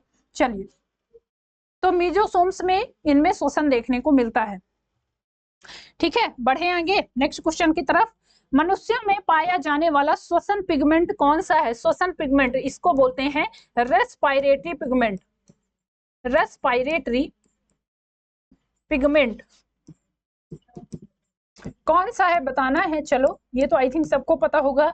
First option chlorophyll, B option melanin, C option rhodopsin या फिर हीमोग्लोबिन। आई थिंक ये सबको पता होगा, ये क्या है, HB से रिप्रेजेंट करते हैं ना। हीमोग्लोबिन जो हमारे ब्लड में पाया जाता है, ये एक रेस्पिरेटरी पिगमेंट है, मानव शरीर की RBC में पाया जाता है, रेड ब्लड कॉर्पसेल्स में देखने को मिलता है। कहाँ पर होता है, RBC, जिनको क्या कहते हैं, रेड ब्लड कॉर्पसेल्स कहते हैं, यहाँ पर ये पाया जाता है। और ये क्या करता है, हीमोग्लोबिन का काम क्या होता है, ऑक्सीजन का ट्रांसपोर्ट करता है, ट्रांसपोर्ट करने में हेल्प करता है। ऑक्सीजन को एक जगह से दूसरे जगह सेल्स तक पहुंचाने का काम क्या होता है, तो वो होता है हीमोग्लोबिन का। इसी वजह से इसको क्या कहते हैं, रेस्पिरेटरी पिगमेंट कहा जाता है। क्लियर। चलिए नेक्स्ट क्वेश्चन देखेंगे। नेक्स्ट क्वेश्चन है, ऊर्जा उत्पादन के दौरान ग्लूकोज का पायरुवेट में विघटन कहां पर होता है। फर्स्ट ऑप्शन केंद्रक में, न्यूक्लियस में, इसको क्या बोलेंगे, केंद्रक को न्यूक्लियस कहा जाता है, न्यूक्लियस में होता है। बी ऑप्शन एंडोप्लाज्मिक रेटिकुलम, जिसको क्या कहते हैं, अंतःप्रद्रव्य जालिका कहते हैं, इसको बोलते हैं एंडोप्लाज्मिक रेटिकुलम। ठीक है, रेटिकुलम, इसको ER से भी रिप्रेजेंट किया जाता है, ER इसका शॉर्ट फॉर्म है। नेक्स्ट पॉइंट है कोशिका द्रव्य, जिसको क्या कहेंगे साइटोप्लाज्म। क्या कहलाएगा ये, साइटोप्लाज्म। साइटोप्लाज्म में होता है या फिर माइटोकॉन्ड्रिया में। चलो बताएंगे भाई फटाफट से क्या होगा। ऊर्जा उत्पादन के दौरान ग्लूकोज का पायरुवेट में, ग्लूकोज को किस में तोड़ रहे हैं, पायरुवेट में, कहां पर ये देखने को मिलता है, तो बहुत इंपॉर्टेंट है, ये होता है कोशिका द्रव्य में, साइटोप्लाज्म में देखने को मिलता है। क्लियर, साइटोप्लाज्म में। अच्छा, माइटोकॉन्ड्रिया में क्या होता है, तो माइटोकॉन्ड्रिया में पायरुवेट को, पायरुविक एसिड को यहां पर क्या करते हैं, पायरुविक एसिड को क्या करते हैं, तोड़ते हैं। ठीक है, पायरुविक एसिड का जो विखंडन होता है वो होता है किसमें, तो वो होता है वो होता है किसमें, वो माइटोकॉन्ड्रिया में होता है। बाकी ऊर्जा उत्पादन के दौरान ग्लूकोज का पायरुवेट में विघटन किस में होता है, तो ये कोशिका द्रव्य में होता है। और ये प्रोसेस बहुत इंपॉर्टेंट है, पूछा जाता है। इस प्रोसेस को क्या कहा जाता है, इसको कहते हैं ग्लाइकोलिसिस। ठीक है, ग्लाइकोलिसिस कहलाती है, जो कि आपको पता है ग्लूकोज को किस में कन्वर्ट किया जाता है, पायरुवेट में। एक ग्लूकोज के अणु को 2 पायरुविक एसिड में कन्वर्ट किया जाता है, इस प्रोसेस को कहते हैं ग्लाइकोलिसिस। ठीक, नेक्स्ट क्वेश्चन देखेंगे। वायु की वह अधिकतम मात्रा जो अधिकतम अंतः श्वसन प्रभाव के बाद निष्कासित की जाती है कहलाती है, क्या कहते हैं उसको, अपशिष्ट आयतन कहते हैं, ज्वारीय आयतन कहते हैं, प्राणाधार आयतन कहते हैं, या फिर फेफड़े का आयतन कहते हैं। चलो बताओ फटाफट से। वायु की वह अधिकतम मात्रा जो अधिकतम अंतः श्वसन के प्रभाव के बाद निष्कासित की जाती है उसको क्या कहेंगे, तो इसको कहा जाता है लंग्स वॉल्यूम। फेफड़े का आयतन कहलाता है, इसको कहते हैं क्या, लंग्स वॉल्यूम कहलाती है ये, लंग्स वॉल्यूम। क्लियर। चलिए ऑप्शन डी हो जाएगा राइट आंसर। नेक्स्ट क्वेश्चन देखेंगे। हमारे फेफड़ों में कोशिकाएं होती हैं, हमारे फेफड़ों में कितनी कोशिकाएं होती हैं, 100 मिलियन, 200 मिलियन, 400 मिलियन या फिर 300 मिलियन। हमारे जो फेफड़े हैं, लंग्स हैं, उनमें लगभग कितनी कोशिकाएं होती हैं, तो लगभग 300 मिलियन कोशिकाएं उनमें देखने को मिलती हैं। नेक्स्ट क्वेश्चन देखेंगे।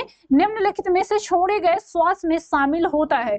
छोड़े गए श्वास में मतलब जब आप क्या कर रहे हो, एक्सलेशन कर रहे हो, श्वास को बाहर छोड़ रहे हो, उस टाइम क्या होता है, हाइड्रोजन होता है, हीलियम होता है, जलवाष्प होता है, या फिर नाइट्रोजन होता है। देखिए अब यहाँ पर हमको पता है कि आप कार्बन डाइऑक्साइड ढूंढ रहे होंगे, है ना। कार्बन डाइऑक्साइड तो रहता ही है भैया, उसके अलावा कौन सा रहता है, उसके अलावा कौन सा इनमें से है, हाइड्रोजन, हीलियम, जलवाष्प या फिर नाइट्रोजन।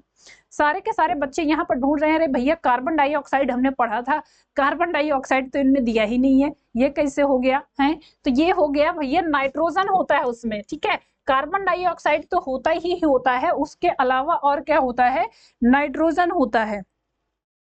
क्लियर। नाइट्रोजन गैस छोड़े गए श्वास में भी शामिल होता है। फेफड़ों का मुख्य काम शरीर के अंदर वायु खींचकर ऑक्सीजन उपलब्ध कराना है, ठीक है, तथा कार्बन डाइऑक्साइड और नाइट्रोजन क्या होती है, श्वास से बाहर निकलती है। तो अब याद रखिएगा। चलो नेक्स्ट क्वेश्चन है, नाड़ी की धड़कन पल्स बीट से मापी जाती है किससे, तंत्रिका से मापी जाती है, केशिका से, सिरा से, या फिर धमनी से। जो नाड़ी की धड़कन है, ऐसे क्या होता है, हाथ पकड़ते हैं ना कुछ लोग, डॉक्टर्स भी ऐसे क्या करेंगे, ऐसे ये नाड़ी चेक करते हैं, तो वो किसकी पल्स रेट देखते हैं, पल्स रेट जो आपकी मापी जाती है, पल्स बीट जो मापी जाती है, इसको क्या कहते हैं, ये पल्स बीट कहलाती है।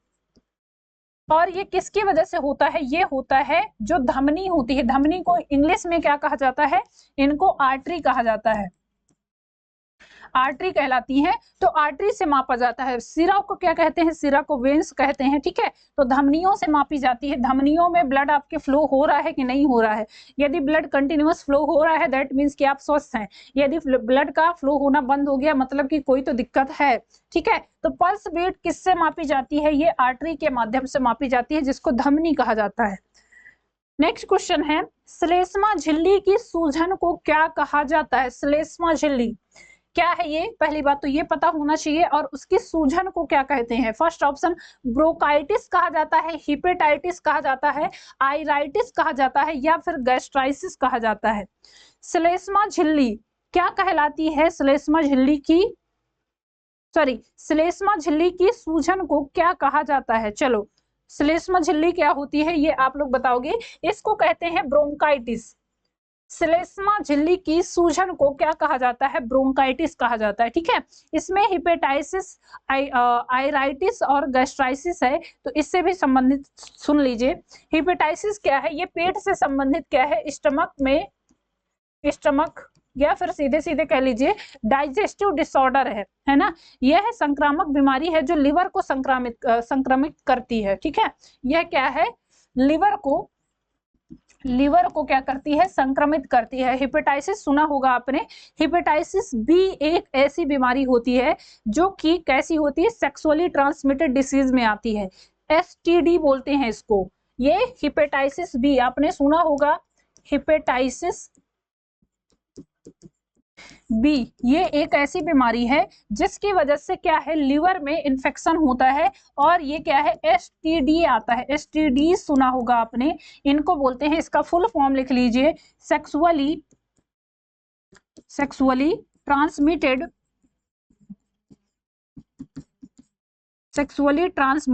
डिसीज। क्लियर, ये क्या है, सेक्सुअली ट्रांसमिटेड डिसीज है। मतलब कि सेक्सुअली ट्रांसमिटेड डिसीज वो होती है जो सेक्सुअल रिप्रोडक्शन के, सेक्सुअल इंटरकोर्स के दौरान क्या होती है, एक इंसान से दूसरे इंसान में जाती हैं। जैसे कि जो सेक्सुअल इंटरकोर्स हो गया, आल्सो और भी इसके तरीके होते, जैसे कि यदि कोई मानव है या कोई भी इंसान जो कि हेपेटाइटिस बी से ग्रसित है, उसका ब्लड लेके किसी दूसरे मानव को, दूसरे जो स्वस्थ व्यक्ति है उसको चढ़ा दिया गया, तो एक तो ये माध्यम होता है, ठीक है। एक ये माध्यम हो गया कि स्वस्थ व्यक्ति को उसका जो ग्रसित है हेपेटाइटिस बी से, उसका ब्लड लेके उसको चढ़ा दिया गया, तो वो भी जो दूसरा स्वस्थ व्यक्ति है वो भी बीमार हो जाएगा। ये एक तरीका होता है।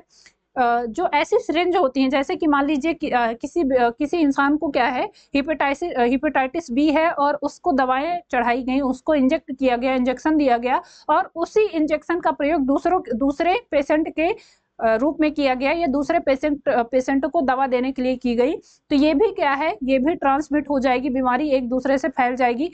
तीसरा ये होता है कि जैसे कोई मदर है, कोई लड़की है जिसको हेपेटाइटिस बी की बीमारी है और वो प्रेग्नेंट है, ठीक है, वो प्रेग्नेंट है, तो उसके बच्चे में भी वो बीमारी हो सकती है। क्यों? क्योंकि जो मदर है भाई वो बीमार है, तो ऑब्वियस ही बात है बच्चा भी वैसा ही होगा ना। क्यों? क्योंकि मदर के प्लासेंटा के थ्रू ही तो सारा का सारा एक्सचेंज हो रहा है।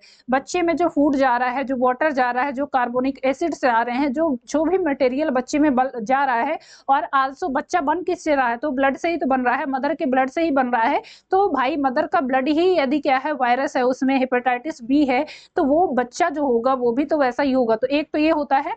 तीसरा ये होता है जो सेक्सुअली ट्रांसमिटेड डिसीज में आता है, वो सेक्सुअल कांटेक्ट के दौरान होता है। यदि कोई पार्टनर, मान लो दो पार्टनर हैं, लड़का लड़की, अब मे भी एक पर्सन को हो सकता है, चाहे वो लड़का हो या लड़की हो, तो अगर वो आपस में इंटरकोर्स कर रहे हैं, क्या कर रहे हैं, इंटरकोर्स कर रहे हैं, तो उनमें भी क्या है, उनमें भी चांसेस हैं कि मान लीजिए लड़के को बीमारी है और लड़की या फिर लड़की को बीमारी है, तो यदि वो आपस में इंटरकोर्स कर रहे हैं तो सेक्सुअल मटेरियल क्या होता है, चेंज होता है ना बॉडी में। जैसे कि जब आप किसिंग कर रहे होते हो तो आपकी लार्वा चेंज होती है। उसके अलावा जैसे सेक्सुअल इंटरकोर्स में क्या हो रहा है, वजाइना के थ्रू या फिर पेनिस के थ्रू जो डिस्चार्ज है वो चेंज हो रहा है। तो यदि एक पर्सन यदि डिसीज से ग्रसित है तो दूसरा पर्सन भी क्या होगा, दूसरे पर्सन को भी वो डिसीज हो जाएगी। क्यों? क्योंकि जो मटेरियल है वो चेंज हो रहा है, एक्सचेंज हो रहा है। तो इसको बोलते हैं हम सेक्सुअली ट्रांसमिटेड डिसीज। बहुत इंपॉर्टेंट है, ये पूछा जाता है।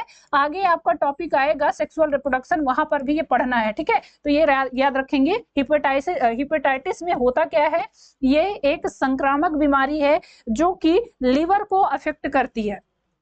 चलिए नेक्स्ट पॉइंट है आईराइटिस। ये क्या है, जब आई बॉल, जो आपकी आंखें हैं, आंखों के सूजन को कहा जाता है। और गैस्ट्राइसिस क्या है, ये पेट की सूजन को कहा जाता है। गैस मतलब कि पेट में जब गैसेस वगैरह हो जाती हैं तो पेट की सूजन से संबंधित है, ठीक है। तो ये सारे के सारे पॉइंट्स नोट करिएगा। चलिए आगे बढ़ें। किसी ने अभी देखिए यहाँ पर अभी कुछ बच्चों का ये होता है, मैम जल्दी जल्दी करवा दीजिए। बेटा जल्दी जल्दी तो हम करवा दें, लेकिन कुछ बच्चे अभी कमेंट करते हैं कि मैम सारे के सारे ऑप्शन आप डिस्कस कर दिया करिए। इसी वजह से हम सारे के सारे क्वेश्चन आपको बता दे रहे हैं। और एक क्वेश्चन में आप 4 क्वेश्चन क्या कर रहे हो, 4 क्वेश्चन पढ़ रहे हो ना, क्योंकि चारों ऑप्शन जब आपको डिस्क्राइब कर दिए जाते हैं तो एक क्वेश्चन के माध्यम से आप 4 क्वेश्चन पढ़ लेते हो। तो कुछ लोगों का कमेंट ये भी आता है कि मैम थोड़ा जल्दी करवा दिया करिए, क्वेश्चन जैसे होता है आंसर बता के निकल जाए। करवा सकते हैं, जो बाकी टीचर्स करवाते हैं वो हम भी करवा सकते हैं, लेकिन थोड़ा सा हम इसलिए एक्सप्लेन कर देते हैं ताकि चीजें आप लोग को क्लियर हो जाए, है ना। चलो नेक्स्ट क्वेश्चन है, मानव श्वसन में क्या छोड़ा जाता है। फर्स्ट ऑप्शन गैसों का मिश्रण, कार्बन मोनोऑक्साइड, ऑक्सीजन या फिर कार्बन डाइऑक्साइड। अब यहाँ पर ये क्वेश्चन करते हैं लोग गलत। कैसे करते हैं अभी बताते हैं हम। चलो पहले बताओ, मानव श्वसन में क्या छोड़ा जाता है। तो देखिए अभी आपने पढ़ा कि नाइट्रोजन भी होता है, लेकिन अगर कार्बन डाइऑक्साइड है तो मेजर सबस्टेंस क्या होता है, CO2 ही होता है ना। CO2 ही होता है, जो कार्बन डाइऑक्साइड होती है वही आपको श्वास के माध्यम से छोड़नी होती है। तो यदि यहाँ पर आपको मान लीजिए गैसों का मिश्रण दिया है, तो अभी कुछ लोग दिमाग लगाएंगे कि अरे मैम आप तो पीछे वाले क्वेश्चन में बताए थे कि नाइट्रोजन भी होती है, कार्बन डाइऑक्साइड भी होती है, तो हम गैसों का मिश्रण लगा के चले आए। बेटा गैसों का मिश्रण अलग चीज होती है और नाइट्रोजन कार्बन डाइऑक्साइड। यदि आपसे नाइट्रोजन देके पूछता है, कार्बन डाइऑक्साइड नहीं है, क्यों? क्योंकि कार्बन डाइऑक्साइड सबसे ज्यादा मात्रा में होती है, उसके बाद नाइट्रोजन आता है, ठीक है। तो यहाँ पर कार्बन डाइऑक्साइड लगाएंगे। क्लियर? ऑप्शन डी हो जाएगा राइट आंसर, CO2 हो जाएगा राइट आंसर। चलिए नेक्स्ट क्वेश्चन देखेंगे, कौन सी जीवन प्रक्रिया रासायनिक ऊर्जा को ऊष्ण ऊर्जा में बदलती है। फर्स्ट ऑप्शन संचलन, बी ऑप्शन पोषण, सी ऑप्शन श्वसन या फिर उत्सर्जन। बताना है कौन सी जीवन प्रक्रिया केमिकल एनर्जी को, रासायनिक ऊर्जा को ऊष्ण ऊर्जा में, किसमें, ऊष्ण ऊर्जा में परिवर्तित करती है। चलो फटाफट से बताएंगे क्या होगा। रासायनिक ऊर्जा को किसमें, ऊष्मा के रूप में ये परिवर्तित करती है। तो ये श्वसन में होता है, रेस्पिरेशन में। रेस्पिरेशन में केमिकल फॉर्म में लेते हो ना, ऑक्सीजन क्या है, केमिकल के फॉर्म में लेते हो। ऑक्सीजन हो गया, कार्बन डाइऑक्साइड हो गई, ये क्या है, ये कार्बन डाइऑक्साइड, ऑक्सीजन, ये किस फॉर्म में लेते हो, केमिकल एनर्जी के फॉर्म में लेते हो। और इसको क्या करते हैं हम, एनर्जी के रूप में कन्वर्ट करते हैं। ये हमारे ब्लड में जाता है और एनर्जी के रूप में फ्लो होता है पूरी बॉडी में, है ना। तो इसको आप श्वसन में लगाएंगे, ऑप्शन सी हो जाएगा राइट आंसर। चलिए नेक्स्ट क्वेश्चन देखेंगे, ऊर्जा का उपयोग करते हुए पायरुविक का विघटन कहाँ होता है। पायरुविक का अभी आपने पढ़ा, ग्लाइकोलिसिस में क्या हो रहा था, ग्लूकोज का विघटन होता है पायरुविक एसिड में। अब पायरुविक एसिड का विघटन करना है। फर्स्ट ऑप्शन दिया है अग्न्याशय में, बी ऑप्शन यकृत में, सी ऑप्शन माइटोकॉन्ड्रिया या फिर नाभिक में। चलो फटाफट से बताओ, ऊर्जा का उपयोग करते हुए पायरुविक का विघटन कहाँ पर होता है, कहां पर होता है। तो ध्यान रखेंगे यह क्रेब्स साइकिल कहलाती है। कहां पर होता है, ये माइटोकॉन्ड्रिया में होता है। इस प्रोसेस को क्या कहते हैं, क्रेब्स साइकिल। क्रेब्स साइकिल पढ़ा होगा आपने, साइंटिस्ट थे क्रेब्स, जिनके नाम पे इस साइकिल का नाम इन्होंने बताया था, डिस्कवर किया था, है ना। ये साइंटिस्ट थे जिनके द्वारा ये डिस्कवर किया गया था, ब्रिटिश वैज्ञानिक हांस क्रेब थे। इन्होंने इस बताया था क्रेब्स चक्र को, तो इसके आधार पर इस साइकिल को क्रेब्स साइकिल कहा जाता है। इसमें होता क्या है तो ध्यान रखेंगे, पायरूविक का विघटन होता है। पायरूविक एसिड का विघटन किसमें होता है तो इसका विघटन एटीपी के रूप में होता है। ठीक है, माइटोकॉन्ड्रिया ऊर्जा को एटीपी के रूप में संचित करता है। और एक चीज और याद रखेंगे, माइटोकॉन्ड्रिया को क्या कहते हैं, mitochondria is known as powerhouse of the cell. क्या होता है, powerhouse of the cell कहलाता है ना, powerhouse of the cell कहलाता है। क्यों, क्योंकि यहाँ पर क्या होता है, ये एटीपी का क्या करता है, स्टोरेज करता है। एटीपी को आप जानते हो ये एनर्जी करेंसी कहलाती है और इनका जो सिंथेसिस होता है वो माइटोकॉन्ड्रिया में होता है, इसीलिए माइटोकॉन्ड्रिया को powerhouse of the cell कहा जाता है। अग्न्याशय, यकृत और नाभिक का इनसे कोई लेना देना नहीं है। ऑप्शन सी यहाँ पर लगाएंगे राइट आंसर। चलिए नेक्स्ट क्वेश्चन है, ऑक्सीजन की अनुपस्थिति में सबस्ट्रेट के अपूर्ण विघटन को क्या कहा जाता है। सबस्ट्रेट के अपूर्ण विघटन को मतलब कि इनकम्प्लीट टाइप से यदि उसका विघटन हो रहा है तो उसको क्या कहा जाएगा। फर्स्ट ऑप्शन डिफरेंस रेस्पिरेशन कहा जाएगा, अनाक्सी श्वसन, ऑक्सी श्वसन या फिर संवहनी श्वसन। चलो भाई फटाफट से बताओ, ऑक्सीजन की अनुपस्थिति में सबस्ट्रेट के अपूर्ण विघटन को क्या कहा जाता है तो इसको कहते हैं एनारोबिक रेस्पिरेशन। क्या कहते हैं, अनाक्सी श्वसन कहते हैं इसको, इंग्लिश में क्या कहते हैं, एनारोबिक रेस्पिरेशन। ठीक है, चलिए तो ये क्या हो जाएगा, एनारोबिक रेस्पिरेशन होगा। ऑक्सी श्वसन क्या होता है, एरोबिक श्वसन होता है, एरोबिक रेस्पिरेशन कहलाता है, जो कि ऑक्सीजन के प्रेजेंस में होता है। ये कब होता है, ऑक्सीजन यहाँ पर अब्सेंट होता है, जैसा कि आपके क्वेश्चन में लिखा है ऑक्सीजन की अनुपस्थिति में होता है। नेक्स्ट क्वेश्चन देखेंगे, ऊर्जा उत्पादन के दौरान जब हमारी मांसपेशियों की कोशिकाओं में ऑक्सीजन की कमी होती है तो 6 कार्बन अणु में परिवर्तित होते हैं। 6 कार्बन अणु वाला पायरूविक एसिड किस में परिवर्तित होता है। फर्स्ट ऑप्शन 5 में, 3 में, 5 2 3 या फिर फर्स्ट में। तो यहाँ पर 6 कार्बन वाला पायरूविक एसिड ये कौन सा होता है, ये पायरूविक एसिड होता है। पायरूविक एसिड किस में कन्वर्ट होता है, ये 3 कार्बन वाले, ये कैसा है, ये 6 कार्बन कंटेनिंग है और ये 3 कार्बन कंटेनिंग है। 3 कार्बन में कौन सा आता है, ये लैक्टिक एसिड आता है। ठीक है, लैक्टिक एसिड में कन्वर्ट हो जाता है, तो ये ध्यान रखेंगे 3 कार्बन वाला हो जाएगा। ठीक है, अभी लास्ट क्वेश्चन भी हमने डिस्कस किया, तो पायरूविक एसिड किस में कन्वर्ट हो जाता है, लैक्टिक एसिड में। और इसी लैक्टिक एसिड की वजह से कभी कभी क्या होता है, मांसपेशियों में जो क्रैम्प आते हैं, खिंचाव होता है, वो इसी लैक्टिक एसिड की बनने की वजह से होता है। क्लियर, चलिए नेक्स्ट क्वेश्चन देखेंगे, अंतः श्वसन के दौरान फेफड़े के कारण हवा से भर जाते हैं। फेफड़े किसके कारण हवा से भर जाते हैं, फेफड़ों के रुक जाने से, फेफड़ों के संकुचन से, फेफड़ों की स्फीति से या फिर फेफड़ों के फैलाव से। अंतः श्वसन को बोलेंगे, क्या कहेंगे, जब आप हवा को अंदर ले रहे हो तो उस टाइम क्या होता है, तो फेफड़ों की स्फीति के कारण जो हवा है वो भर जाती है इसमें और फेफड़े फूल जाते हैं। ठीक है, फेफड़ों के कारण अंतः श्वसन के दौरान फेफड़ों की स्फीति के कारण हवा भर जाती है उनमें। चलिए नेक्स्ट क्वेश्चन देखेंगे, निःश्वसन द्वारा होता है। निःश्वसन किसके द्वारा होता है, फेफड़ों की स्फीति के द्वारा, फेफड़ों की अवस्फीति के द्वारा, वायु के अंतः श्वसन के द्वारा या फिर पंजर की छूट के द्वारा, पंजर की टूट के द्वारा। निःश्वसन किसके द्वारा होता है, चलो तो ये अभी आपने पढ़ा कि फेफड़ों की स्फीति के द्वारा दबाव के कारण क्या होता है, हवा भर जाती है और जब अवस्फीति होगी तो हवा क्या है, बाहर निकल जाएगी, जिसको निःश्वसन कहते हैं। तो फेफड़ों की अवस्फीति के कारण निःश्वसन देखने को मिलता है।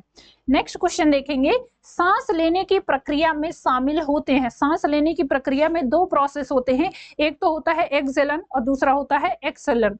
सॉरी इनहेलन और इनहेल करना और एक्सहेल करना। इनहेल का मतलब होता है अंदर लेना, जब आप इन्वायरमेंटल एयर से ऑक्सीजन को अंदर ले रहे होते हो, और दूसरा होता है एक्सहेल करना, मतलब कि हवा को छोड़ना, और जब आप सांस छोड़ रहे होते हो।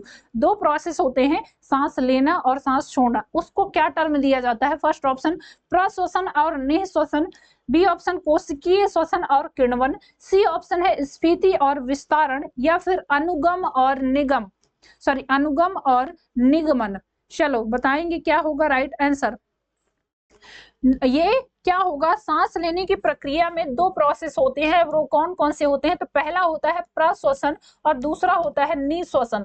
प्रश्वसन का मतलब होता है कि हवा आप अंदर ले रहे हो, ठीक है, ऑक्सीजन को आप इन्वायरमेंटल से क्या कर रहे हो? अंदर ले रहे हो, जिसको एक्सहेल करना कहते हैं। एक्सहेल सॉरी एक्सहेल नहीं, इनहेल कहते हैं।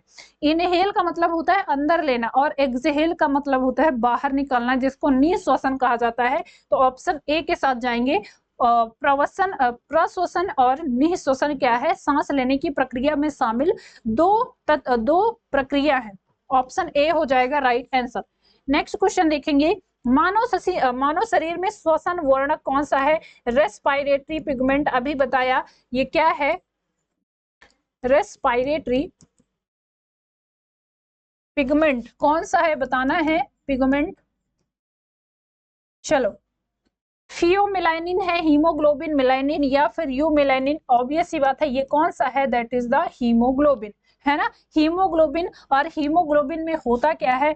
Hb इसको रिप्रेजेंट करते हैं। ये कैसा होता है? ये Fe आयरन कंटेनिंग होता है।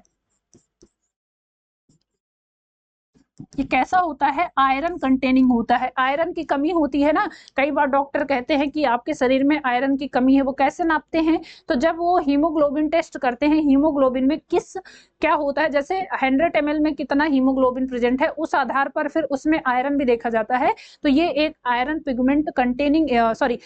कंटेनिंग पिगमेंट है, जिसकी प्रेजेंस की वजह से ये रेड कलर का होता है। क्लियर? किसकी प्रेजेंस की वजह से होता है? Red colour. चलिए नेक्स्ट क्वेश्चन देखेंगे, हमारे शरीर में ऊर्जा प्रदान करने के लिए निम्नलिखित में से कौन सा ऑक्सीजन से जुड़ता है? ऑक्सीजन से कौन बाइंड करता है? ग्लाइकोजन, वसा, अम्ल, अमीनो एसिड, या फिर ग्लूकोज? बताएंगे। हमारे शरीर में ऊर्जा प्रदान करने के लिए निम्नलिखित में से कौन ऑक्सीजन से जुड़ता है? ऑक्सीजन से कौन बाइंड होता है? तो यहाँ पर ध्यान रखेंगे, ये बाइंड करता है ग्लूकोज। ऑप्शन डी हो जाएगा। कौन बाइंड करता है? ग्लूकोज का काम होता है। क्लियर? ग्लूकोज बाइंड करता है ऑक्सीजन से। नेक्स्ट क्वेश्चन देखेंगे कि अनुपस्थिति में अवायवीय श्वसन होता है। अवायवीय श्वसन मतलब कि एनारोबिक श्वसन की बात कर रहे हैं। किसकी अनुपस्थिति में? तो ये ऑक्सीजन की अनुपस्थिति में होता है। जब ऑक्सीजन अब्सेंट होगा तो उसको कहेंगे अवायवीय श्वसन, है ना। अवायवीय श्वसन जीवों की कोशिकाओं में ऐसा श्वसन है जिसमें ऑक्सीजन के बजाय किसी अन्य तत्व या यौगिक को ऑक्सीकारक के रूप में प्रयोग किया जाता है। ठीक है, वायवीय श्वसन में क्या होता है? तो वायवीय श्वसन में ऑक्सीजन का उपयोग करके फिर कहते हैं श्वसन किया जाता है। क्लियर? तो चलिए यहाँ पर कंप्लीट होता है आपका रेस्पिरेटरी सिस्टम। आई होप कि ये क्लास आप लोग के लिए बेनिफिशियल रही होगी। अब मिलते हैं आगे नेक्स्ट टॉपिक के साथ, तो तब तक पढ़ते रहिए, अपना ख्याल रखिए। Okay, thank you class.